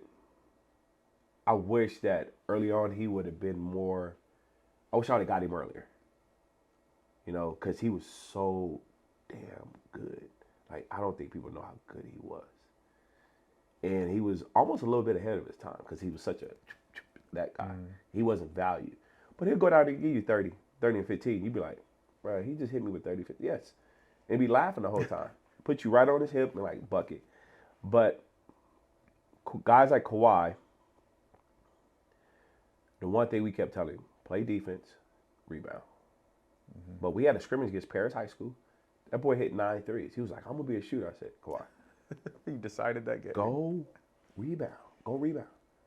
And there was a game we played, Corona Centennial. They beat us. Corona Centennial beat us that game. I think Mike Caffrey was a freshman. Yeah. And they beat us at Corona. In a quarter, I think Kawhi had 14 and 8 in a quarter. In a quarter. And I was like, Chris Harry was out. He was hurt. He had hurt his hip. And I remember when they came back and we played him at King, 40. We were like, it was relentless. It was like, nah, we're not letting this happen. And then you had Tony Snell. Tony played the 5 boards. Yep. He hated it. So I worked with Tony as a pro for 3 years. And Okay, so, there you go. So that's why I was interested. And I know him and Kawhi kind of played down low. They were the bigs for you guys, even though they're not now. So but no, it helped him. It helped him. Tony hated it. When I tell you, he was like, dude, you got me playing the 5. And the funny part about that, I won't name any names, but there was a couple college coaches that told those guys, like, they're not. They try to offer 2 of our guys to have scholarship. I'm not going to name the schools. Yeah. But they were like, nah, they're not good enough. Some school told Tony Snell, nah, he ain't playing past high school. Like, wait, what? We play modern day championship. Funny story. Miles Simon, good friend of mine. Miles goes, y'all ready to lose? I said, Miles, y'all not beating us. He was like, we about to smack it. They had the Ware twins. I think Gary Frank was on that team. They had a good team. And we beat them. Yep. Tony Snell had like 14. Kawhi had crazy numbers. And that's the game I felt like Tony Snell was like, oh, I'm here. Click for him. It was starting to click. Kawhi kind of felt he was still just playing basketball. But Kawhi just kept working. Like, people like, has he always been quiet? Yes. Because he's just a worker. Yeah. Like, he only talks to people that he's cool with. He can read energy. He's not going to sit there and talk to people just to talk to them. And he's just one of those guys that's like, he knows if you not locked in. He's not, that's not something he's just like, I'm a pro now, I'm locked in. No, that's been him. Right. He's been a kid. He's had his moments where he wasn't, but he's always been, I'm a worker. Same thing with Tony. I'm a worker. And so during that time when Carter was seeing that, we didn't have scouting report. Carter would be sitting there reading the scouting report. Like, what are you doing? You don't even know what you're reading. He's just sitting there reading it. But he's seeing the process. Yeah. He's seeing behind the scenes. And, at that time, everybody is looking at the behind the scenes, like it's on TV. Like, oh, you only get that special access. You get the behind the scenes. Carter's like, no. I watch my dad get up, go work out these guys, go through this. And he's in the gym with you most of the time? Yeah, I didn't force him. I never forced him. Like, it'd be times where I'd be like, oh, if you don't want to come, you don't have to come. Let him be a kid. Like, when you're ready for it, you'll be there. Yeah. Oh, he started more. And the funny thing about him, we would give him a ball to shoot, but we would, our parents be like, oh, here's the big ball. Like, no. Yes. Yep. Yes. So it was like, shoot that first. Shoot that. And he would just go through his routine. He had a little early routine he would do it. Like, Dad, I want to do this. I got pictures of him. He in a jersey and stuff. All kind of stuff. He thought he was like, I'm playing. So for him, like, to see that, and we talked about that earlier, there's kids that don't see that part, that don't go in the gym and don't be around that. Yeah. He saw that. So he saw guys like Kawhi, Tony told, nah, y'all ain't good enough. So now you see where they are? Right. And it's like, oh. Like, so the naysayers, the experts, and there's no disrespect to anybody that does reports or anybody. They have their opinion. That's what they're supposed to do. They're giving their opinion. But again, for me, what I believe in, if God has it for you, it's for you. Right. It ain't, can no man take that away. And Carter knows that. My daughters know that. My kids know that. So, like, you stay out of the comments. Yeah. Stay out of the comments, good or bad. Stay out of them. And if you just keep working, like Carter saw them too, guess what? When it's time, and it's time for you to get on stage, it's gonna hit you. And everybody like, how did that happen? Because when you was, I can tell you now when it's, I'll tell you a story about Carter in a second, but during that time in high school at King, yeah, that was a good time because I learned a lot about myself. I mean, met good people. You know, you got Kawhi and some other people out in the IE I met, and it was a good time. Yeah, So. that's dope, man. So from King, so you go from there. What was your next stop for coaching? What was the next part of your journey? I left King, and I wasn't. What year is this about? This is early 2000s. Like, so it was like 2012. Okay. I was like, I'm done. Because I was like, I'm going to watch Carter. I was just going to somehow, some way coach him, but I was like, I don't know. But I was like, nah, he got his youth team. You know, he had Inland Force, Tony Walker, and those guys. Unbelievable guys. But he was doing this thing. So I was like, I'm going to go coach at Orange Luther. So I went down to Orange Luther. Coach there at Gabe York, Peyton Banks, Darian Williams, and all those guys. And after winning back-to-back at King, I went back-to-back at Orange Luther. So it was like, well, but my thing was player development. And it wasn't just basketball. Mm-hmm. Like, that's the part, like, I was getting to know these kids. So I'm sitting back in practice, ain't saying nothing. I'm watching guys come in late. I'm watching some guys leave early. I'm watching who stays, who gets there early, all this stuff. And I call them out. And you know, once you get to the private schools, hey, you got to, I'm like, no, I'm not. Yep. I would get at them privately. And I helped build up that program. And we were doing great. Program's great. Development was great. That taught me that administration side of it. Yeah. That was the part where I was like, oh, I see how stuff works behind doors. Because King, I was just on the court all the time. Here I'm on the court behind the closed seat. So how we organize practice. Yeah. How this is going. Right? How to talk to admin. Yes. Having those meetings. Realizing like at times with your staff, you're not always going to be on the same page. You know, but you realize like, hey, we're doing this together. This is what concept worked, that doesn't work. Losing games you probably shouldn't have, but saying, all right, we got to get back to it. How do the players react? You start getting more into the grit, and then you start figuring out why your players react in a certain way, right? And you start taking guys that don't know you, like people are like, I don't know if this kid gonna be any good, and now they become something. You're like, that's development. Yes. You know, I had a kid, Kavon Scott. Nobody liked him. 6'7", jump out the gym, couldn't shoot, couldn't dribble, but you get around that rim, you're not scoring. He's blocking it with two hands. So I remember I kept working with him. He went going to Loyola, out of Chicago, Maryland. Okay, he went there, had a great career, and he's overseas now. So moments like that were good for me, right? And Orange Lutheran taught me a lot. Trinity League was, it was different. Everyone was like, oh, it's a different beast. It is, but when I tell you I picked up on so many, that's when I started picking up on tendencies, habits of coaches, even like body gestures. Like, ooh, you in trouble. You nervous. I knew the certain subs. Like, oh, he normally subs at this time. He ain't subbing. He's scared. So I started picking up because I was assistant. I'm looking at the stuff. I'm going, oh, I see why you playing. He's on the backside of that zone. You're hiding him. Oh, okay. I see why you're doing this.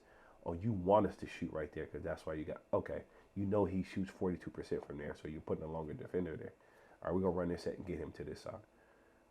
Now you got to go to man, and I know you don't want to be a man. So that would start happening. I was just like, oh, here we go. Was there somebody helping you, like mentor you through this, or is this happening because you're in this environment and you're stepping up to the plate of the competitive environment? When I tell you, I have a problem with like watching all that little stuff. I'm really a jerk when it comes to seeing that stuff. Like, so you could tell what's wrong in this room right now? You've already spotted it?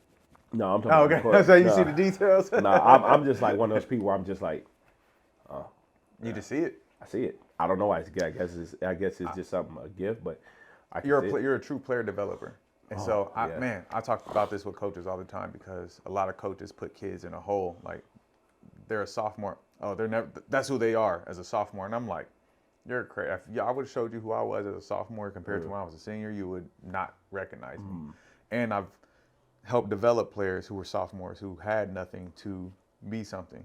And it is probably one of my second biggest messages while doing this podcast is that if you put a belief in a kid and you give him the tools and the resources to become something, there's no telling where they can be.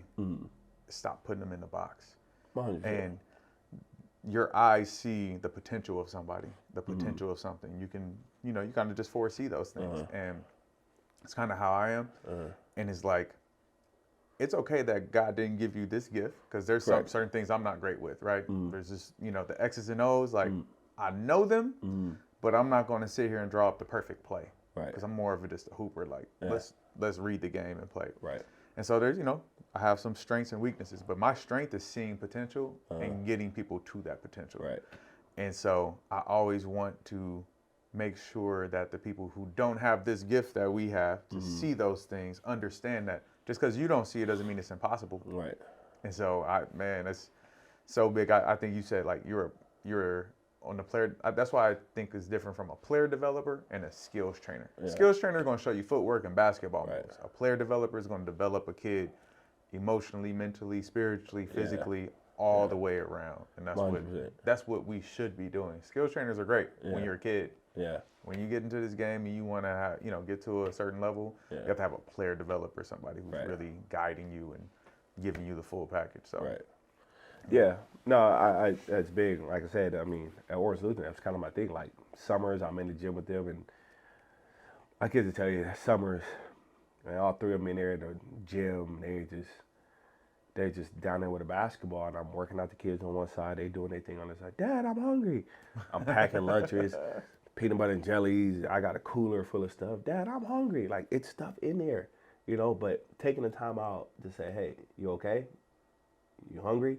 No? You gotta go to the bathroom? Things like that. But those players also saying that this is a human being. yeah, This ain't just our coach. This is a human being. And I didn't know what I was doing at the time by having my kids. I'm being a dad. yep, Right? I'm just like, I got my kids. So they're just with me. And they're just happy to be around their dad. They're enjoying it. I got a picture of Carson I'm coaching the game. She got the clipboard with the marker, like, she don't know what she's doing. So, but you have inspiration, right? You have that inspiration. And so I think during that time was like I said, the admin part, understanding. And then,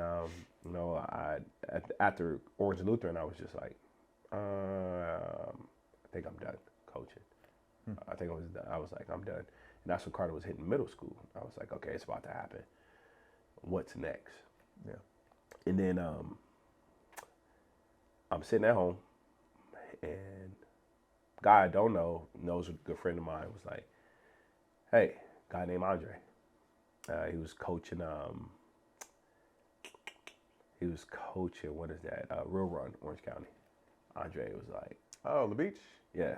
Oh, that's my guy. Yeah, so Dre was like, he hit me. He goes, you don't know me, man, but I know you. Somebody tell me you're a good guy, you're a good coach. And look, man, I got a connection over at Fountain Valley. I know the AD. I can get you over there. I'm like, what? I played over at, I didn't realize the time, but I played at Fountain Valley in the sense of like Fast Action League, like Adult League or whatever. Yeah. I'm like, like Fountain Valley, I've heard that. So I look it up and do my research. I was like, oh, it's off the 405. It's kind of a neutral area. Big gym. Like, ain't never been a head coach. Maybe it's my time. So I was like, I'll do the interview. So go do the interview. And come back. I didn't even sit down for 30 seconds. They was like, you're a coach. And I was just like, oh, okay. I did it not to get Carter to Fountain Valley. I had no type of like, hey, Carter, you're coming to Fountain Valley. It was never that. It was like, I've never been a head coach. Right. You barely knew you were getting the job, kind of. Like you were like I mean, I'm sure you had the confidence that you could get it, but to sit down and like, oh, you're the coach. Yeah, they were like, I was like, okay, but Shouts out La Beach. Yeah, right. Nah, Dre hooked that up, man. I thank him for it when I talk to him. We still talk, um, and it's interesting because that time I was like, do I know what I'm doing? Am I ready for this? And I just embraced it. I was like, all right. When I tell you that place needed a makeover, it needed a makeover. It needed a makeover. And I was like, all right, here we go. First year was rough. My ego was bruised. I was like, man, you got a lot of work to do. I came in and was just like, all right. I had my staff, AJ Gaspora, TK. I had my coaches with me. And I was like, all right, here we go. We're going to do this. Let's get this done. We go that first year, dude. Team was decent. Lost some game. Our first game we played against Brandon Williams. Crespi. Jesus. Jesus. Like, he went nuts on us, and I was just like, good, right? And I'm thinking, like, good. So we built that program up. And then second year, it was kind of like we were actually worse the second year. Yeah, because I think what it was is that these kids didn't believe they were supposed to be winning. Because it was just like... They're so used to losing? Not losing, they just was doing it for fun, for resume builders.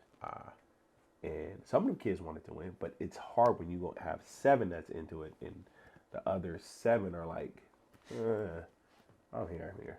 I think we played. I was coaching at Heritage at the time. I think we played you guys. You may be. Yeah. Around this time. Yeah. So that second year, I was kind of like, man, here we go. And that third year, I had a kid, Jeremiah Davis, was down at Fullerton College, doing an unbelievable job over there. Roddy Anderson was at Boise State. Had a kid named Preston Amarillo. Aiden Saris. I had a lot of different kids. And that group was really good. That's when we decided we said, I was like, I'm going 5 out. My brother at the time was coaching for the Brooklyn. That's when they had D-Lo and they was running 5 out. And he was like, check this out. So I started looking at the concepts. And I tell you, we was... Once again, for my young viewers who don't know, who is your brother? And Trayvon Bryant. Trayvon Bryant, who is now a coach. Yeah, he's coaching. He's on Cal. He's with the women's team, Cal. He was in the NBA for 7-8 years. A lot of different teams. He was with Toronto, Detroit, OKC, Brooklyn. I want to say he was with Detroit as well. Yeah. So I was watching. Yep. He was like, he would send me stuff. Look at this. And we run the stuff, running 5 out. People was like, what are y'all doing? They was like, you just got 5 guys out? Yeah, but we would post our guards. And everybody was like, wait a minute. And so we started doing that, and we were getting any shots we want. But so now we was like, all right, we got to get our guys in the gym. Like I said, that third year, when we really got after it, we took that team and we went the furthest we ever been. Like, we were beating people. People was like, yo, what was going on? Because we had guys that wanted to defend. If you don't defend, you can't play for me. I don't care who you are. You got to defend. And then that next year, we had another run, right? And that Fountain Valley, that group, even though I wanted to win it so bad with that group, it showed me that, no, Deshaun, this is what you're supposed to be doing. This is you.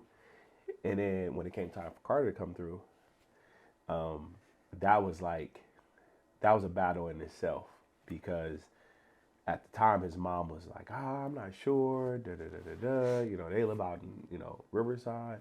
He can just go to Corona, it's too far of a drive, this, and this. And then Carter finally said, no, I'm gonna play with my dad. Unfortunately, Carter's first year broke his leg, didn't play. And so that second year he played, it was kind of like reintroducing his body back to everything. And then that third, that going into that summer after that second year, he just was like, he went to a different space. And he still hasn't even gotten close, but it's like, what is happening? But that Fountain Valley, that time showed me, it was like, this is what you have to do to be a leader. You have to, hold everybody accountable.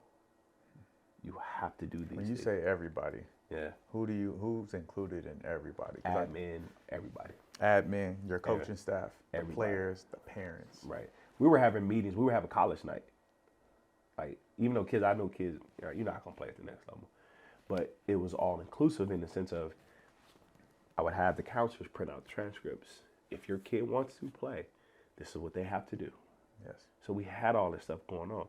We included the parents. Even the parents that feel like their kids are going to play at the next level. It's not about that. You have to understand, if you don't feel like this is important, I don't need you here. You know why? Because you're going to get out there and you're going to run a company. And what are you going to do?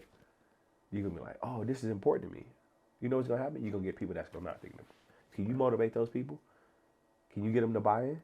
And that was my thing, head of the school. And I'm telling you, my coaching staff at that time, oh man, we used to get into it. Not like cussing each other out, but we got into it because it was like, that was a dumb call. Like, why would you make that call? Why would you do that? Why would you do this? Why would you do that? But that was all part of it. Like, a lot of people don't. They want to be in that front seat because they want them to stand up with their arms folded, pointing out instruction. But those meetings are like intense. Positive conflict. It was like, Yeah. You it need was like, and it was times where it was like, don't come to practice then. You got that too, don't come to practice. Yeah. And it was like, oh, you have to check yourself during the games. Bad sub. I look at like, why did you sub him in? And be like, that's my fault. And we had that accountability. So the players saw it, parents saw it. Like, okay, we're in a different program. Total buy-in. What was it like coaching Carter? Well, had you ever coached him to this point? No, that was the deal. Like when he was young, I was like, I'm not coaching you. Because I wanted him to just play. True story. His mom would get mad when I wouldn't come to tournaments. I wouldn't go watch him play. I'd be right around the corner, wouldn't go. And why didn't you go? I'm like, because he needs to learn how to do this on his own. When he gets older, I'm not rich. You're not rich. So if you got to be somewhere, I got to be somewhere. He's got to dig into himself and get this done. If you don't show this to him now, he's going to be always looking around the corner.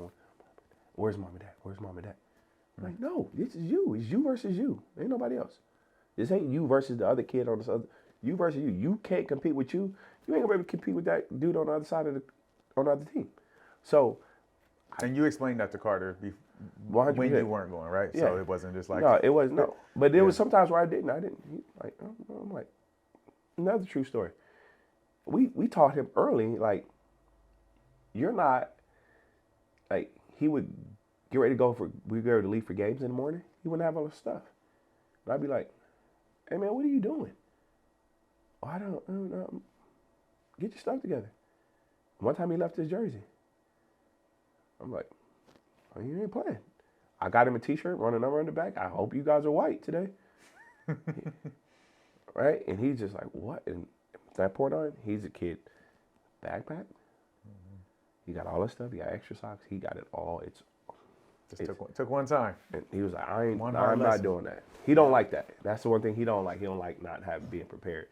And there's times when you're gonna be unprepared, but he's like, I got it. I figured it out quick.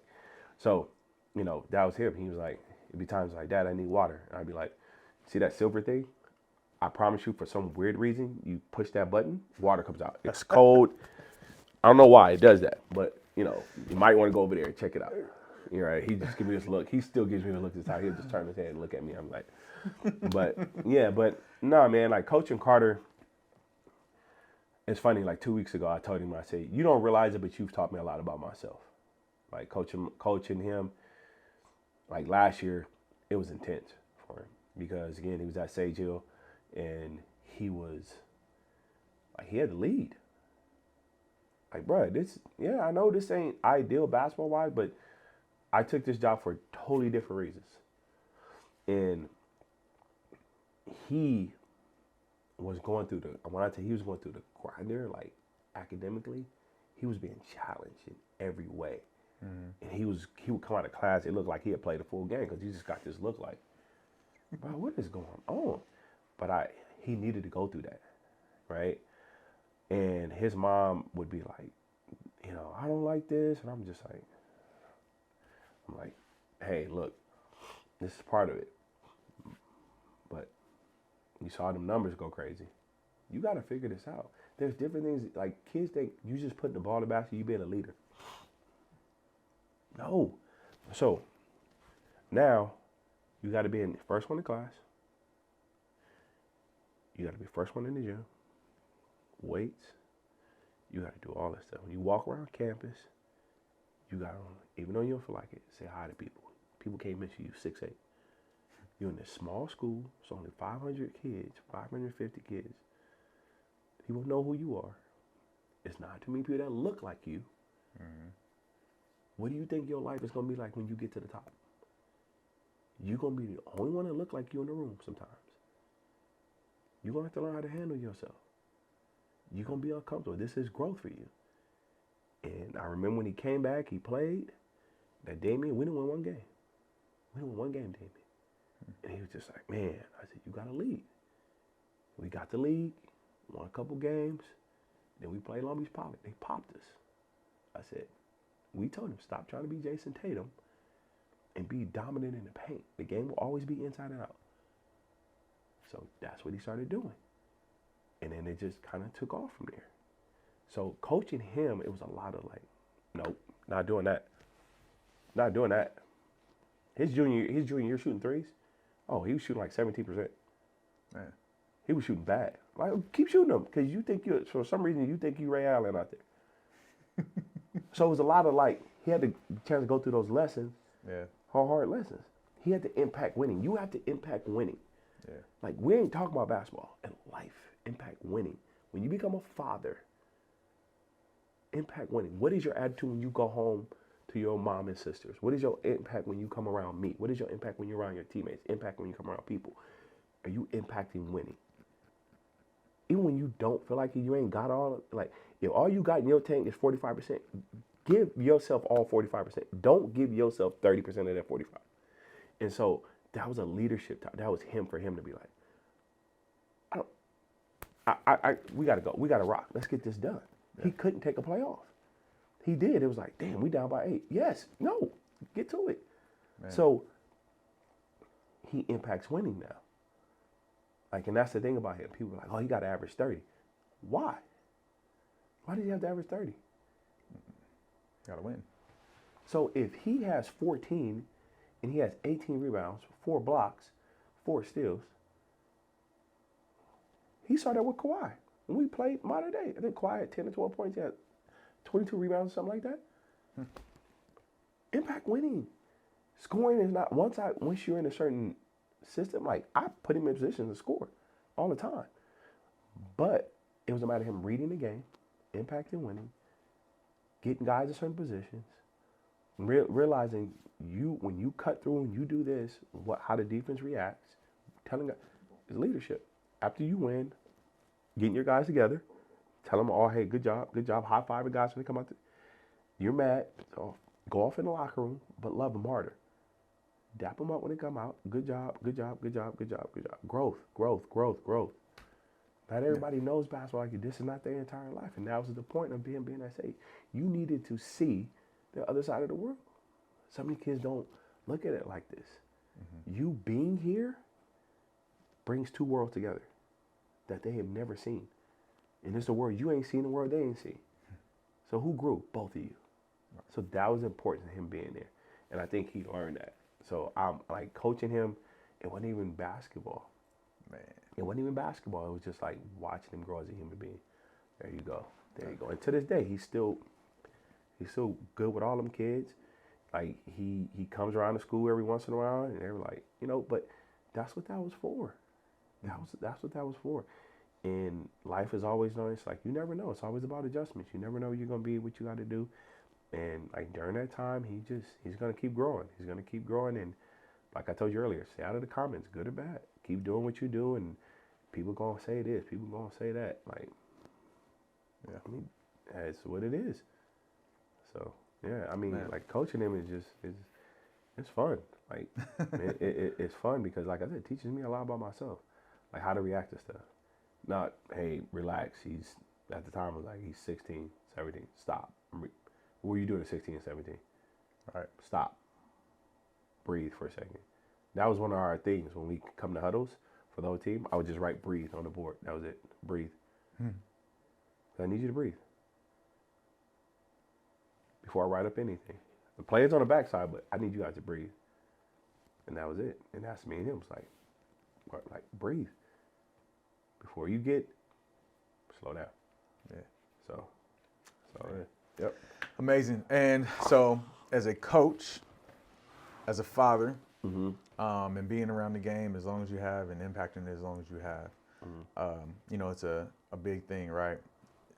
And I don't want to talk about Carter necessarily, but it's based around him. Is that, you know, the decision to send him to a school, Corona Centennial, where is highly competitive and he's going to face different challenges and competition level. You know, what's the mindset of making that decision as a parent? Well, the thing was, like, for him, it was like, all right, is this what I need? Is this what I need?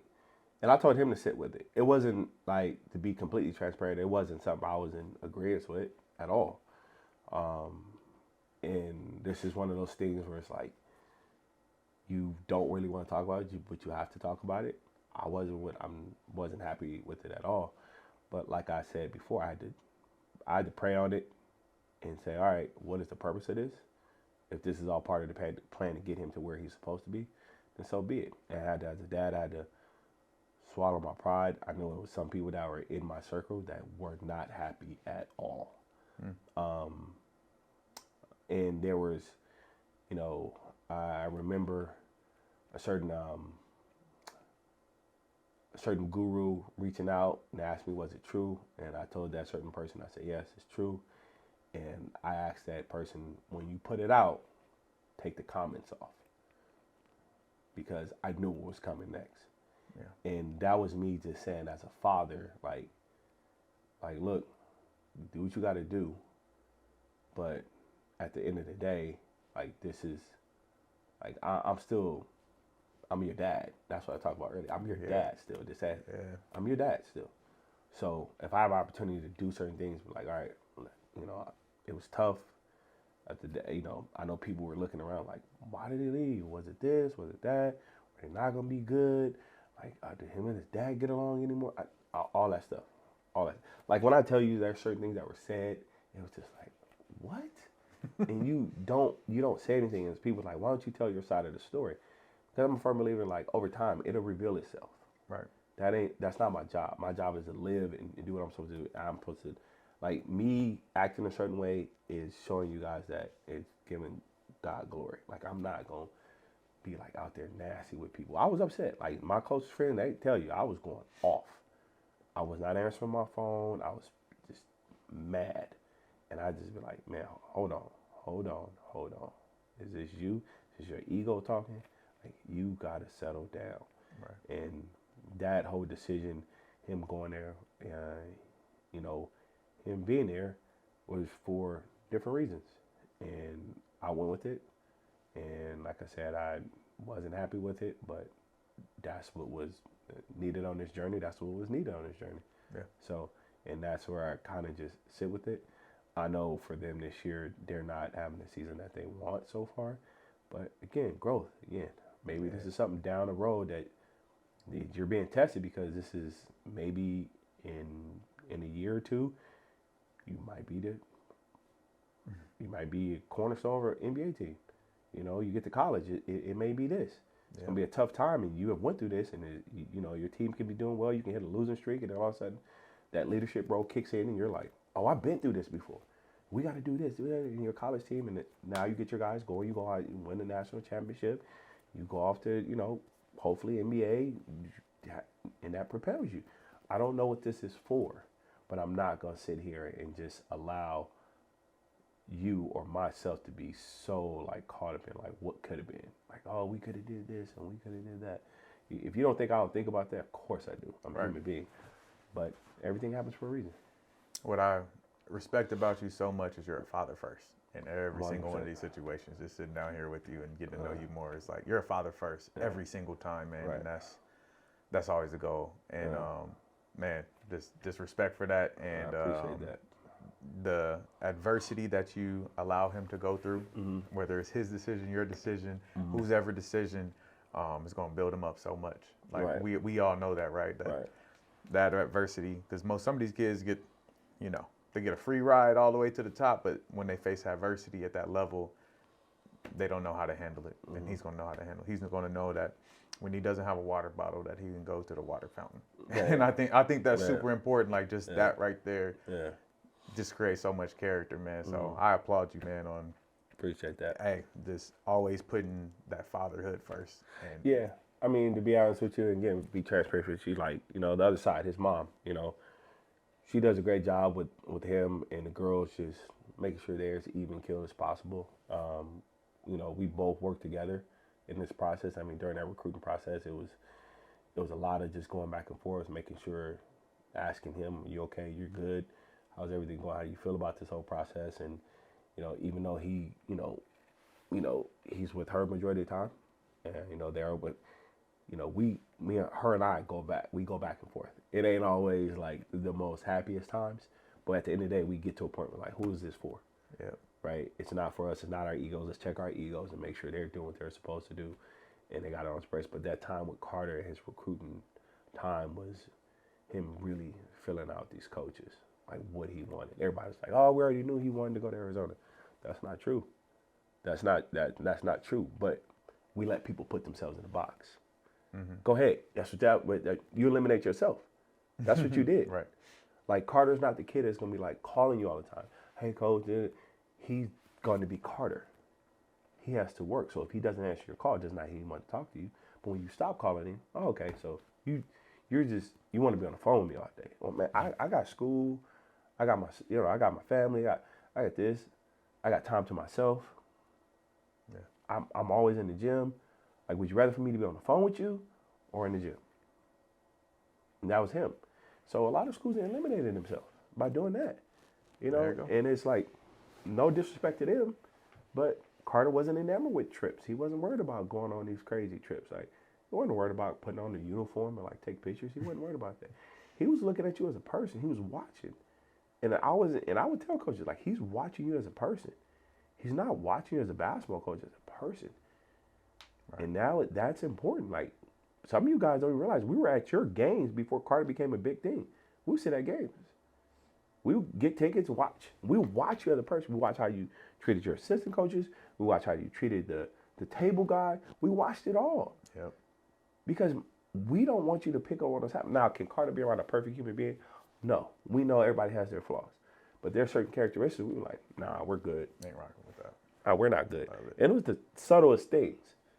Subtlest things. It's like we're sitting in a room and he's watching you have a conversation with somebody and you got your phone, yep. And the person right in front of you, I'm good. That's what he was picking on. Yeah. Love it. Because you're not even invested in me. You're invested in that phone. He was watching how many people was coming in on visits. Like, he had friends going on visits. Man, it's like 8 dudes here. No, man, they just Numbers game. I'm not, right? Yeah. And it's like, we're not doing that. And his mom and I, we would talk about that stuff. Like, basketball is basketball. But we're talking about the character. Yes. Like, your talent can get you someplace, but your character is going to keep you there. So, for you, who fits you? Like, people think Carter's a nice kid, great kid. But let me tell you something. Between them lines, he's a jerk. Like, he is not a fun guy to be around because he knows the work he's put in. He's not, and it rubs people the wrong way. And people would think, like, man, this dude, and he's like, dude, I put in the work. Like, I put in the work. And he's always around. And Carter has some incredible stories I didn't even know around. Carter's had conversations with Tracy McGrady, with Kobe Bryant, that I didn't even know he had. He has a good rapport with Jamal Crawford. So he's talking to guys that, we talk about that mentorship. Yeah. And it's a funny story with him, with Jamal Crawford. He was at the All-American camp. And the one that, the EBC one. Okay. And so Jamal's there, and Jamal's like sitting at the table right there, and me and Carter are talking. He's talking to me, and Carter's like, Dad, how do I get, is there a reason to be playing ones, or how to be? And I said, I wasn't really a one-on-one guy, I said, that dude was. And he turns and looks. And I said, you should ask him. I get up and walk away. I turn around, he talking to Jamal. And ever since then, they've hit it off. They've had this great conversation. But that's what it is. Like, as a father, you're sitting there like, I don't know. Mm-hmm. But, resource right there. Carter's had a conversation with Kevin Garnett. I have a picture of that. He's Paul George, Monty Williams. He's talked to some great people along his path. He's going to have a chance to talk to Grant Hill. So he's going to have a chance to talk to so many different people. And he's having these conversations when he went to that camp at Nike. He's talking to all the coaches. He went to top 100, and he was like, I heard there's a breakfast club. Like, he was up at like 5:30 going like, bro, I thought we were working out. Like, he's like looking around for opportunities like, I want to be the first one in there. He had opportunity last spring. A good friend of mine got him a connection. We got him to what's the name? Nike Summit thing. Yeah, okay. Yeah. So he was on the Rose City Generals. True story. So we're there, the first night we're there, and the girls USA team was playing. And we get there early to the facility. And he was like, it's like 2 hours before. He's like, Dad, we got to get over there. I'm like, what? He's like, yeah. And I'm like, I know my son. I'm like, all right, let's get over. He goes through his band workouts. He's getting warm. He's doing all this stuff. He's going through it. And I go sit down. I'm like, I'm going to go sit down. Like, this is your time. And he's like, oh. I'm like, what? He was like, let's go do the warm-up. I'm like, I'm looking around, like, ain't no coaches in here. Like, hey, these dudes ain't here yet? And he's like, Dad, just come on. So, go through the workout, put him through his routine. Next thing you know, I'm on the court. I'm in a full-blown sweat. He in a full-blown sweat. You know how you can be so locked in and you don't realize who's around you? Mm-hmm. And so we're locked in. I'm like not paying attention. He going through routine, his footwork stuff, boom, boom, boom, boom, doing all stuff.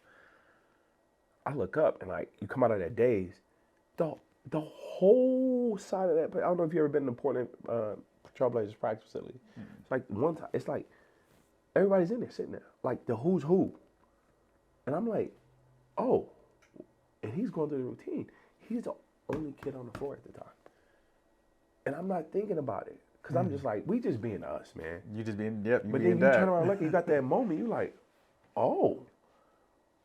But it's Carter being Carter. And then the second day, we get to the gym. Afterwards, he stays an hour and a half and works out. And these people are like, what is this kid doing? He's just working. He was running his sprints, doing all this stuff. He's not doing it that's him. That's him. Like when he was at Sage Hill, he would get in trouble. He was like, I'll be fine with Mom. Like, I want to stay and shoot. I want to stay and do this. I want to stay and do this. He was lifting during the year. Like, some kids be like, he's lifting. Yeah.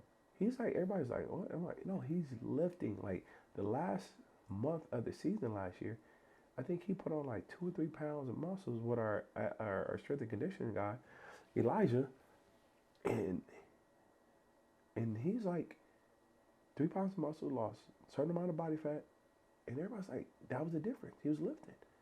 He was lifting, going through his stuff, doing his stuff. So he was just constantly getting after it. And in the summer, it just started to happen because, he's working with Olin. Yeah, Olin's phenomenal. I've been knowing Olin since I've been 13, 14 years old. We played against each other. So it just comes around full circle. You do right by people. Good people start getting added back into your life, and it comes around to your kids. So, that's... Shout out to Olin. Olin, yeah. We're waiting for you, sir. Olin was supposed to be my first guest on this show, and he is a busy man. Oh, he always Shout out to him. Yeah. I love him to death, but we're sending you this video today, actually. Get your butt on this show. Yeah. But, man, that's a very Kobe-like story. Really? That's very Kobe, yes. Listen, on this show, we've been blessed with a bunch of people who've encountered Kobe. What you just told me about Carter is very Kobe-like story. That's funny because it's funny because like when he was at Sage Hill, and I don't know if you know about the girls team is really good. Yeah. And so Kerwin Walters, who's the head girls coach, he told Carter, he said, "Man, I just wish Kobe was alive. YouTube, like you guys would have never left the gym. Like Carter's a worker. Like he's always been that. And I know people would think like, oh, you know, he's just trying to make it seem like his son is like, no, like Carter's really like one of them kids is like, dude. I've heard that about him forever from everybody. So no, that's like he has that. Like come home, dude. Like you gotta come home. Get off your feet. No, I gotta get these shots up. I gotta do this. I gotta do that. I got like I'm like, dude, come home. Like no, Carter, get off your feet. No, like he's out of when he goes out of town, I'm calling people to get gyms. Because he's like, I got to get my work in before. Like, that's him. That's him. And I think there's an overarching thing about fatherhood. And, you know, you have other children coming up who are playing sports as well. Mm-hmm. What instills that into them, you know, to work hard, to be a parent of a student athlete, for them to reach their full potential? If there were 3 things you could tell a parent, what would you tell them? It's only one thing. It's your examples that you leave them with them. It's the breadcrumbs you leave. Like what you do on a day-to-day basis. Kids are not stupid. They're watching your daily habits. They watch what you do. They know who you're on the phone with. When they know what you do when you're not around. They can check. They know your energy. So that's what they're looking at. That's where the work ethic comes in. It ain't got nothing to do with like watching an inspirational video from Kobe, from Mike, from nobody. No. I'm watching mom, dad, grandma, uncle. They pushing themselves to be the best version of them. And if the kids can see that, they're going to push themselves. Because it's a legacy they got to leave. And I think part of the issue is that, and there's nothing wrong with accolades. I don't want people to think like, oh, you know, he don't like accolades. Nothing wrong with wanting to get MVP, be Mr. Basketball. Nothing wrong with that stuff. When I heard this, I think I want to say, I'm sorry if I'm misquoting this, but I heard it from Inky Johnson. And he said something to the effect of, stop attaching yourself. Attach yourself to the process and not the end game. If you attaching yourself to that, to this MVP trophy, you're going to stop. Yeah. If you go through that process and you attaching everything that it entails, some of those things going to be, you're going to collect those things along the way. But if people don't know what that is, and I've told all my kids that, you ain't got to tell people what your drive is. Like, you don't. It can change. Things happen. Your drive is different. What you want, what you think you believe you deserve, like everything you're doing is for God's glory. That's the secret. There it is right there. It's for God's glory. So if you're doing it for him, he gonna keep adding to you. So at that point, that's yours. Whatever he has for you is for you. Can't nobody else get that. So when you don't listen to the naysayers, you don't listen to the guys that tell you everything you want to hear, because you listen to God's word, his glory. What he's giving you is everything.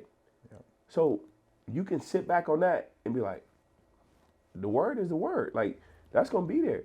These trophies going to disappear. These record books going to disappear. Yeah, but all that other stuff, that's cool. But God has what I'm supposed to have. If that means I'm supposed to be a Hall of Famer, I'm going to be a Hall of Famer. When I get on that stage, I'm giving God his just due. That's it. And like for like I said, for those parents, you showing them that's it. That's all you got to do. The work ethic they're watching you. Yeah. You get up every day, go to work. It's a hot plate on that. You provide somehow, some way. But they're watching everything you do, your habits. When you think they're not looking, when you think you're getting away with something, they see it. So when they do stuff on the court, you be like, oh, you think nobody saw that? You did it, Mom. You did it, Dad. You did it, Grandpa. I watched you do it. I watched you do it, Grandma, Uncle. I see you try to be slick. So we not perfect, and that's where the transparency comes in. You know what, son? I did make a mistake by doing that. I apologize for showing you that. But that's not what we should be doing. Yep. And I think that's so important for parents. I think parents, again, we were raised in a generation where like, no, don't worry about what I do. Stay out of my business. Yeah, you're not supposed to be in my business, but at the same time, when you putting your business out there and they can see it, man, what you think they're gonna say? Yep. And it goes both ways, right? You're right there on Front Street as a parent, so you have to be a certain way. You have to act a certain way. That's where they get their work ethic from. They watch you get up and go get it done, and they watch you do it with integrity, high character, and discipline. That's where that drive comes from. But like I said, you watch a 15-minute, you watch a 30-minute video, you watch one of these movies on the wall, like, I'm inspired. 30 minutes later, where is it? It's gone. The high is gone. What is it now? So, but again, don't attach yourself to anything that can just kind of disappear. Don't do that. Like, you just attach yourself to the process. It's gonna touch you. It's gonna beat you up. I just recently made a post to my daughter about that whole thing. Like, it's gonna beat you up. The more you achieve, people gonna be like, oh, they're gonna knock you down. They're not gonna give you the ball. It's gonna be different things that's gonna happen. Don't pass her the ball. I'm not saying that's happening, but don't pass her the ball. Coach you may be hit 10 straight. Coach may take you, why you take me out? It's gonna be a lot of stuff that come along with this journey. Like, it's gonna pop you. It's gonna be like, hey, dude, let's see. Let's see if you really want it. Right. And it's gonna be some things you put yourself in a predicament because you hard-headed. And you gotta be like, all right, I gotta hold myself accountable and bounce back. So I think that work ethic for CB and for Sydney and all my kids, it just them watching us, watching myself, watching their mom, watching, my brother, watching their aunts and uncles, and like just watching their family just get after it and realizing like ain't nobody sitting around waiting for y'all to make it. Right. We're not doing that. We got a life to live. So you realize how life can just keep going forward. You just got to keep working. So that's how it is. Love it, man. Yep. Man, we're going to hop into our next segment. That was amazing. Hop into our next segment. It's called My Rushmore. Your top 4. I want your top 4 NBA dunks of all time. Ooh. Yeah. Top 4. NBA dunks all time. And not dunk contest dunks. In-game dunks. I'm old, man. You gonna have me bringing out some dunks. You know what? Recently, Anthony Edwards on baseline one. Ooh, that was tough. That was so nasty. That was such a grown man dunk. Like, man, like he just so dismissive with it. Like, just like, you're not even here, dude. I'm not even worried about you. yes. No, So I would say that's one of okay. them. Sean Kemp. Oh, his dunk on Alton Lister. That was so nasty. With the points? Like, his dunk, he got so many dunks. You just like, man, that's not real. Yeah. That's not real. That's two. Bron had one where it was, I think it was it Nurkic when we get Portland? When he went and he just cocked it back? Yeah. I said, what in the world just happened? And everybody was like, nah, I was like, and that's when he was a little older too. Bro, I said, no way that just happened. I'm gonna say that was one of them, and then Beans on Dwight Howard. When he split, I was like, welcome to the NBA dunk. Yeah. Like, dog. I was like, man, it's so many more, but those ones that was just like, those stick out in my brain. I'm just like, oh, that's nasty. Yeah. That's nasty. No, that's an amazing 4. I have to go with Vince playing Indiana. He did that 360 reverse in game, like, because people were there. Like, it was like one of those like, what is that? Yeah. So Vince Carter, one of my favorite. He's my favorite player of all time. Nasty. DeAndre Jordan on Brandon Knight. Ooh. The RIP dunk. Oh my God, bro! It hurts you when he does it. Like, ooh. What was he thinking on that backside rotation, bro? I guess he was trying to be a good defender. Like, nah, bro. I have to go up. No, yeah. I would have got benched for that one. Right. You supposed to rotate over. I would have looked at coach like. I love Brandon Knight. He's an amazing person, basketball player. I had a pleasure of meeting him at this D-Wade thing. But, man, he's made some decisions in basketball, going to basketball court, like, bro, what happened? But, hey, that was one of the worst, that DeAndre Jordan dunk. Blake Griffin on Pau Gasol twice in the same game. Was it that one? I always say the one he opened up, he spun. Oh, that one was nasty, too. That was nasty, too. I like the one on Pau Gasol because it was like the first dunk where he, like, threw it in the rim. He was so high up, threw it in the rim. And Pau Gasol, he's, sometimes made a candy and he just broke. Like, fell on the ground. Great dunk. And last, might be John Starks on the Bulls, man. Really? That's because MJ was in it. That's why. Yes, it was in the like the moment, right? The moment That's of facts. it, and it was just like, yo, who are you, and why did you just do that to Yeah, him? right. But Right. that's one that just sticks out in my mind. Right. And then I have a runner-up because it wasn't in the NBA when Vince Carter jumped over old boy. Oh yeah, yeah. That was beautiful, too, nasty. those 4 dunks, man. Yeah. And now this is the time in the interview we flip the script. You become the interviewer, I'm the interviewee. So 2 questions for me about anything, basketball, life, whatever you want. 2 questions for me. What inspired you to start Core? 2, second question is, if it all ended today, what would you do? Ooh, amazing questions. Okay, Core. What inspired me to start Core it's twofold. One, I had probably 2 years before Core started, 2 or 3 years. I fasted for 21 days. Was in deep meditation and devotion with God, and I had this journal, and I wrote all these things out. It said Warriors is what it was called at the time. It said Warriors, training, community service, all the things that Core is today, everything that we do was written on that page. I had no idea what it was for. Fast forward a few years later, I was training Johnny Juzang at the time when he was in 8th grade. And his dad was like, hey, I want him to homeschool so we could train more. And I'm like, I could do it. I'm not doing nothing during the day, us trainers. And I put this whole program together of, hey, this is the school we're going to use. It's accredited and blah, blah, blah.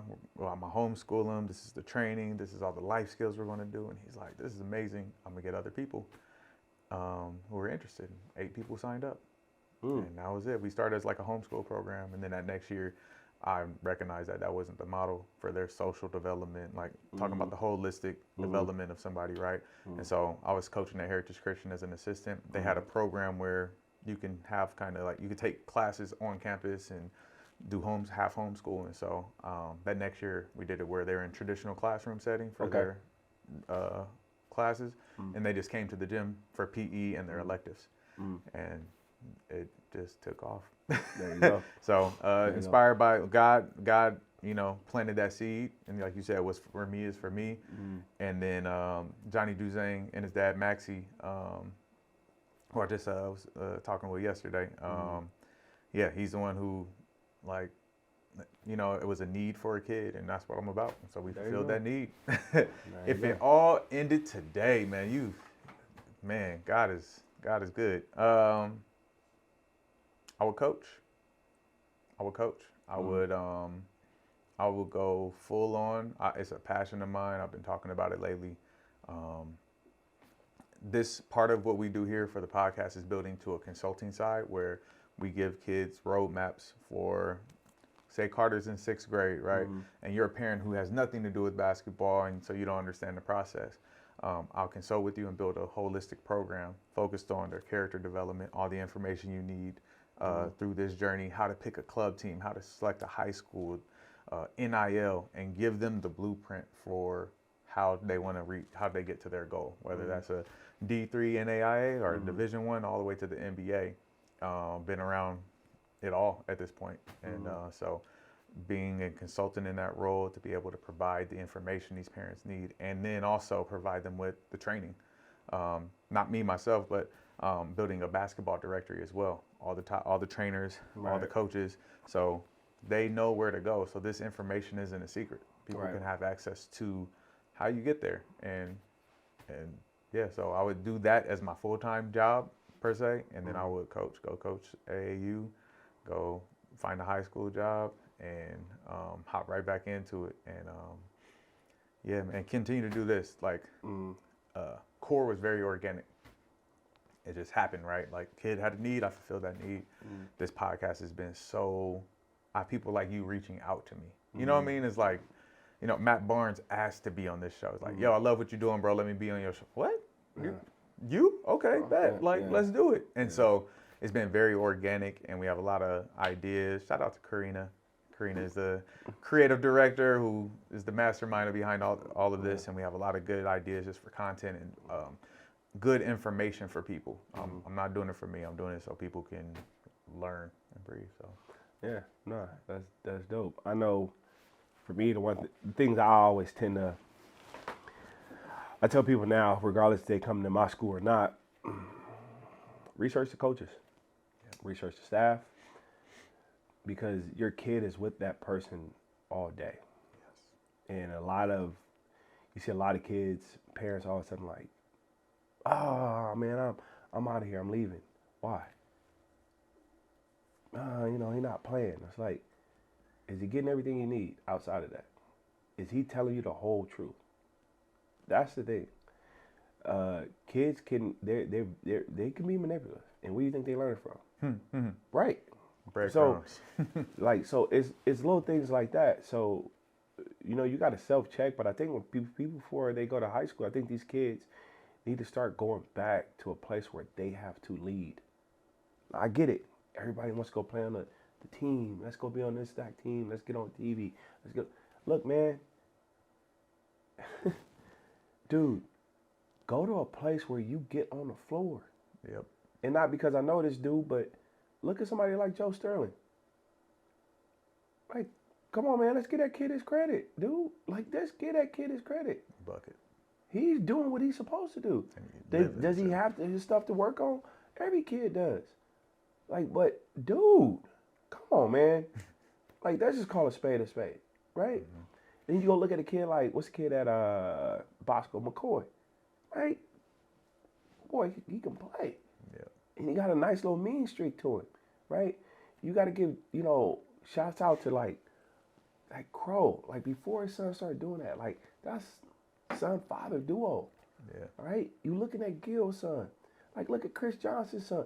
Like, we got to start giving these dads, no disrespect to the moms, but start giving these dads a little bit more credit, because it takes a lot, man. Whether they together or not, it takes a lot to still lead outside, because there's so many things as a man that we just like, bro, we got to do this. And our daughters, sons, it doesn't matter. They look. But these parents, whether y'all in the same home or not, get on the same page. Yes. Get on the same page about your child or children. And especially when it comes to sports. Sit down.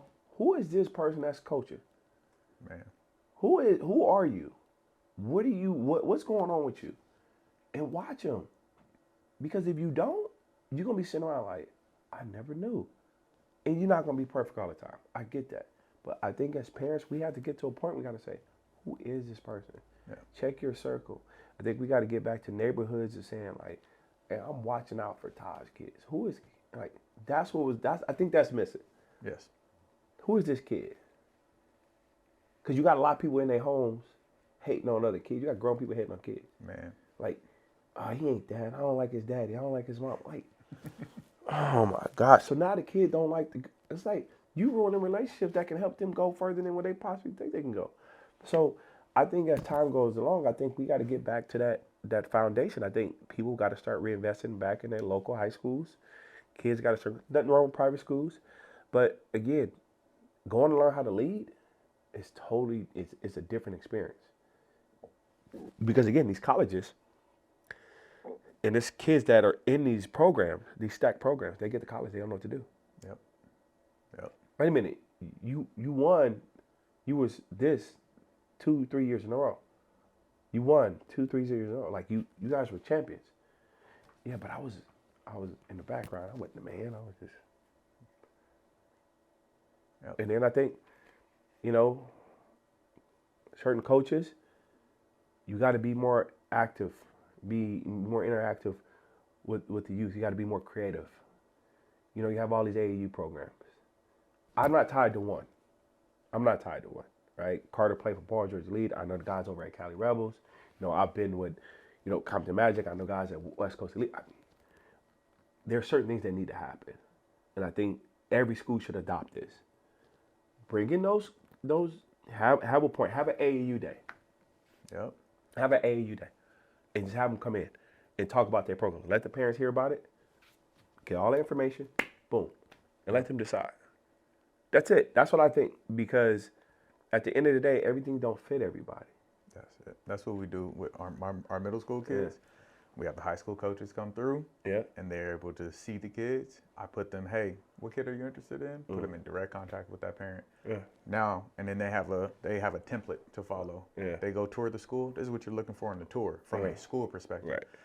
This is what you look at when you go to practice. Cleanliness of gym.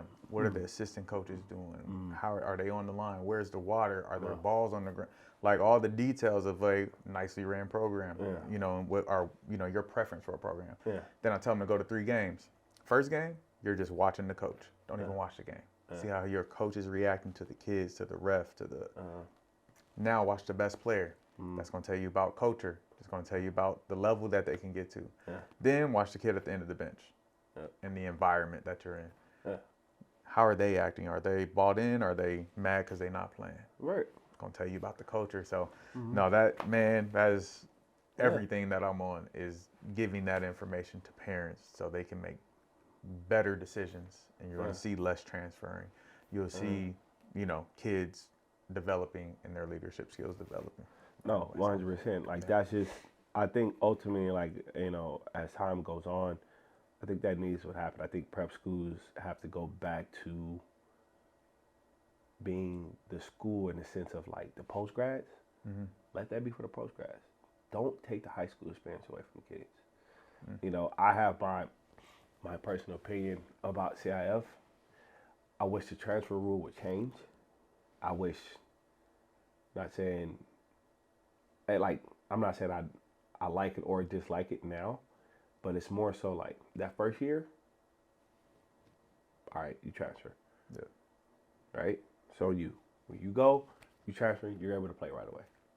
Okay? Now that second time, that's where we're going to pop you.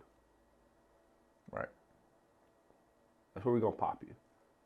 And it's in the only way it's like, because I think in Nevada you got to sit out the year. Whole year. Yep. So I think California should get to a point like, all right, if we let this first year go, this second year, we're going to get you. Right. Like the NCAA does it now. Yeah. Like you have to, and here's why, right? I think they need to be a little bit, like, you got to have a legit reason. You have to really look at it. But it's too many kids. I get it. CIF is doing the best they can do. But I get it to a certain degree. But I just think there's so many different things. Like, even in the game, I mentioned this to ref. I wonder if us having a restricted area would be good. But the question is, now it's a lot. You got to really determine what's a charge block. You really got to determine that, and that's tough. Yeah. And because I've been in ref meetings before, and I listen, and I hear them. Like, It's a tough job. like, okay, I got it. I get it. But, for the most part, man, I just think as time goes along, especially with high school, need more mentors. I think, with the resources that some of these private schools have, I think you have to look at mental wellness. You have to look at nutrition. You have to look at all these different things. And I think college coaches got to get back to taking these kids to college practices. Yes. Go. I don't, out here. Every level too. Yeah, like go to Masters. Yes. Wait a minute, this dude was he was killing up. Why is he over here now? Masters has their whole team is Division I dudes, man. And that's what I'm saying. It's crazy. Like you go down to Fullerton College, you go, dude, them dudes are some dudes. Yep. But, and I think that's just, a lot of people need to figure out what it is. I think these kids need to go to these practices and see it. You see how intense it is. Oh yeah, coach is going off. Right. He's going off. Yes. Right? And it's like, it's not always peaches and cream. Like, do you understand what questions to ask on a recruiting trip? Who to talk to? Like, when we went on those recruiting trips, we weren't concerned about the steak dinner. We weren't. I'm watching you. I'm a dad. I'm sitting there watching you. I'm watching you. Like, even with, like now, I talk to the staff, like after you sign, are they still recruiting you? Yep. Are they still recruiting you? And I ain't talking about just on the phone. Like, are they still recruiting? Hey, once you come down for this game, like, are they still recruiting you? Because you don't want to have that feeling like, I'm relaxed. Yep. I'm relaxed. You want to have the excitement that they're still coming. Right. And they're And invested. like for Carter, you know, I the whole staff, that whole Arizona staff is unbelievable. I'm not saying it because Carter's money. They are truly amazing. There's a particular staff member that, he he's already talked to Carter about an online church and an in-person church, and some of the players go to. So to me, that's like, okay, you care about his well-being. Yeah. That it's important, man, because you have too many kids going off to college and they don't know, and a lot of them don't even know the city that they're going to. Right. Like, these are small towns, right? And it's no knock on this school at all. Some kids ain't never been to LA. You come to UCLA, it's a whole different world, man. Mm-hmm. So, do you understand where you're at? If you don't, you can get, not necessarily, I wouldn't say in trouble, but you can find yourself kind of like overwhelmed. Yeah. And I'm pretty sure, I know they have people on their staff that can reel those guys in. It's the same thing if you go to Penn State. It's in the Happy Valley. It's nothing there to a certain degree. It's just Penn State. Wow. So that's a small town. You from LA, but you go to Penn State. Or you from a big city and you go somewhere like a small town where it's important. Even on a recruiting trip, the one thing that we told Carter was this: invest in the community. The community can feel if you really invested or not. That's everything for them. So talk to the people when you on your trip and they talking to you and you haven't, talk to them. Have a conversation with somebody. You don't know who people are. Yeah. So that's important. And I think like parents need to understand that when you go out of town to these trips. Because there's fans. And they'll sit there, they'll watch mom and dad. You don't understand. There's alumni that live around the corner from where you go to school. And they get a call and be like, hey, we really want this kid. We need you to go watch him. And they will have on a gray sweater and some Lululemon pants. You won't know, like, who's that? I won't notice him. Oh no. I don't know, coach. Man. It's because it is a business. Yeah. It is a business. I have to know what I'm dealing with. And I tell the parents, I tell the kids, like, you have to do these things. You have to, body language is important. And people are like, yeah, it's body language in any facet of life. And if you don't check that, you can find yourself in a situation where you're just like, man, like, people have this, they'll look at you and go, oh, that dude's not locked in. And it can be a one small moment. And I learned that at an early age. Ninth grade, we lost Capitol Valley in championship. My uncle walks by the bench right after this picture was taken. I didn't realize picture. I'm sitting there and my feet are kicked out and I had this long face with my hand on my face. That picture happened that fast. It was on the front page. Dang. That happened that fast. Yep. But I learned my lesson, like body language is important, right? And then even like, with Carter and Sydney, I tell them all the time, speak life into your teammates. Speak life into your coach. Even if you don't agree, there's a code that you have to have about yourself. I know for Carter and I last year, if I got too overwhelming, where he just needed, like, I'm good, he'd just give me the thumbs up. Like, all right, I'm at my limit right now. Like, all right, got it. So That's dope. So I like that. So it's just little things, like, even if you don't hear me, if you hear me, you kind of like being, I wouldn't say dismissive, kind of like, I hear you, coach. All my players, got you. Thumbs up. Even to a teammate. Like, if I'm on you, Todd, how many times this gonna happen, man? Got you, man. That's crazy. I hate when people thumbs up me, but I get it. Yeah. That's a good little sign. So you got a 24-second shot clock. Okay. That's your camera right there. Let Gotcha. the people know where they can find you. Anything that you want to encourage the people with, or let them know what's going on in your life. 24 seconds on you. You can find me. I'm a social media guy, but I'm on social media on Instagram and Twitter. I don't even know my handle's name. That's how much I really don't pay attention. But my IG is, I think it's Mr. Bryant. I think it's, and then my Twitter is Deshaun B, DCEAN B on Twitter. Quick little fun fact about me: I hate snakes. Don't ever bring a snake around me. human or animal. Right. Ladies and gentlemen, Mr. Deshaun Bryant, man. Thank you, man. Appreciate you, my brother. Yes, sir. All right, guys. We'll see you guys next time. Peace.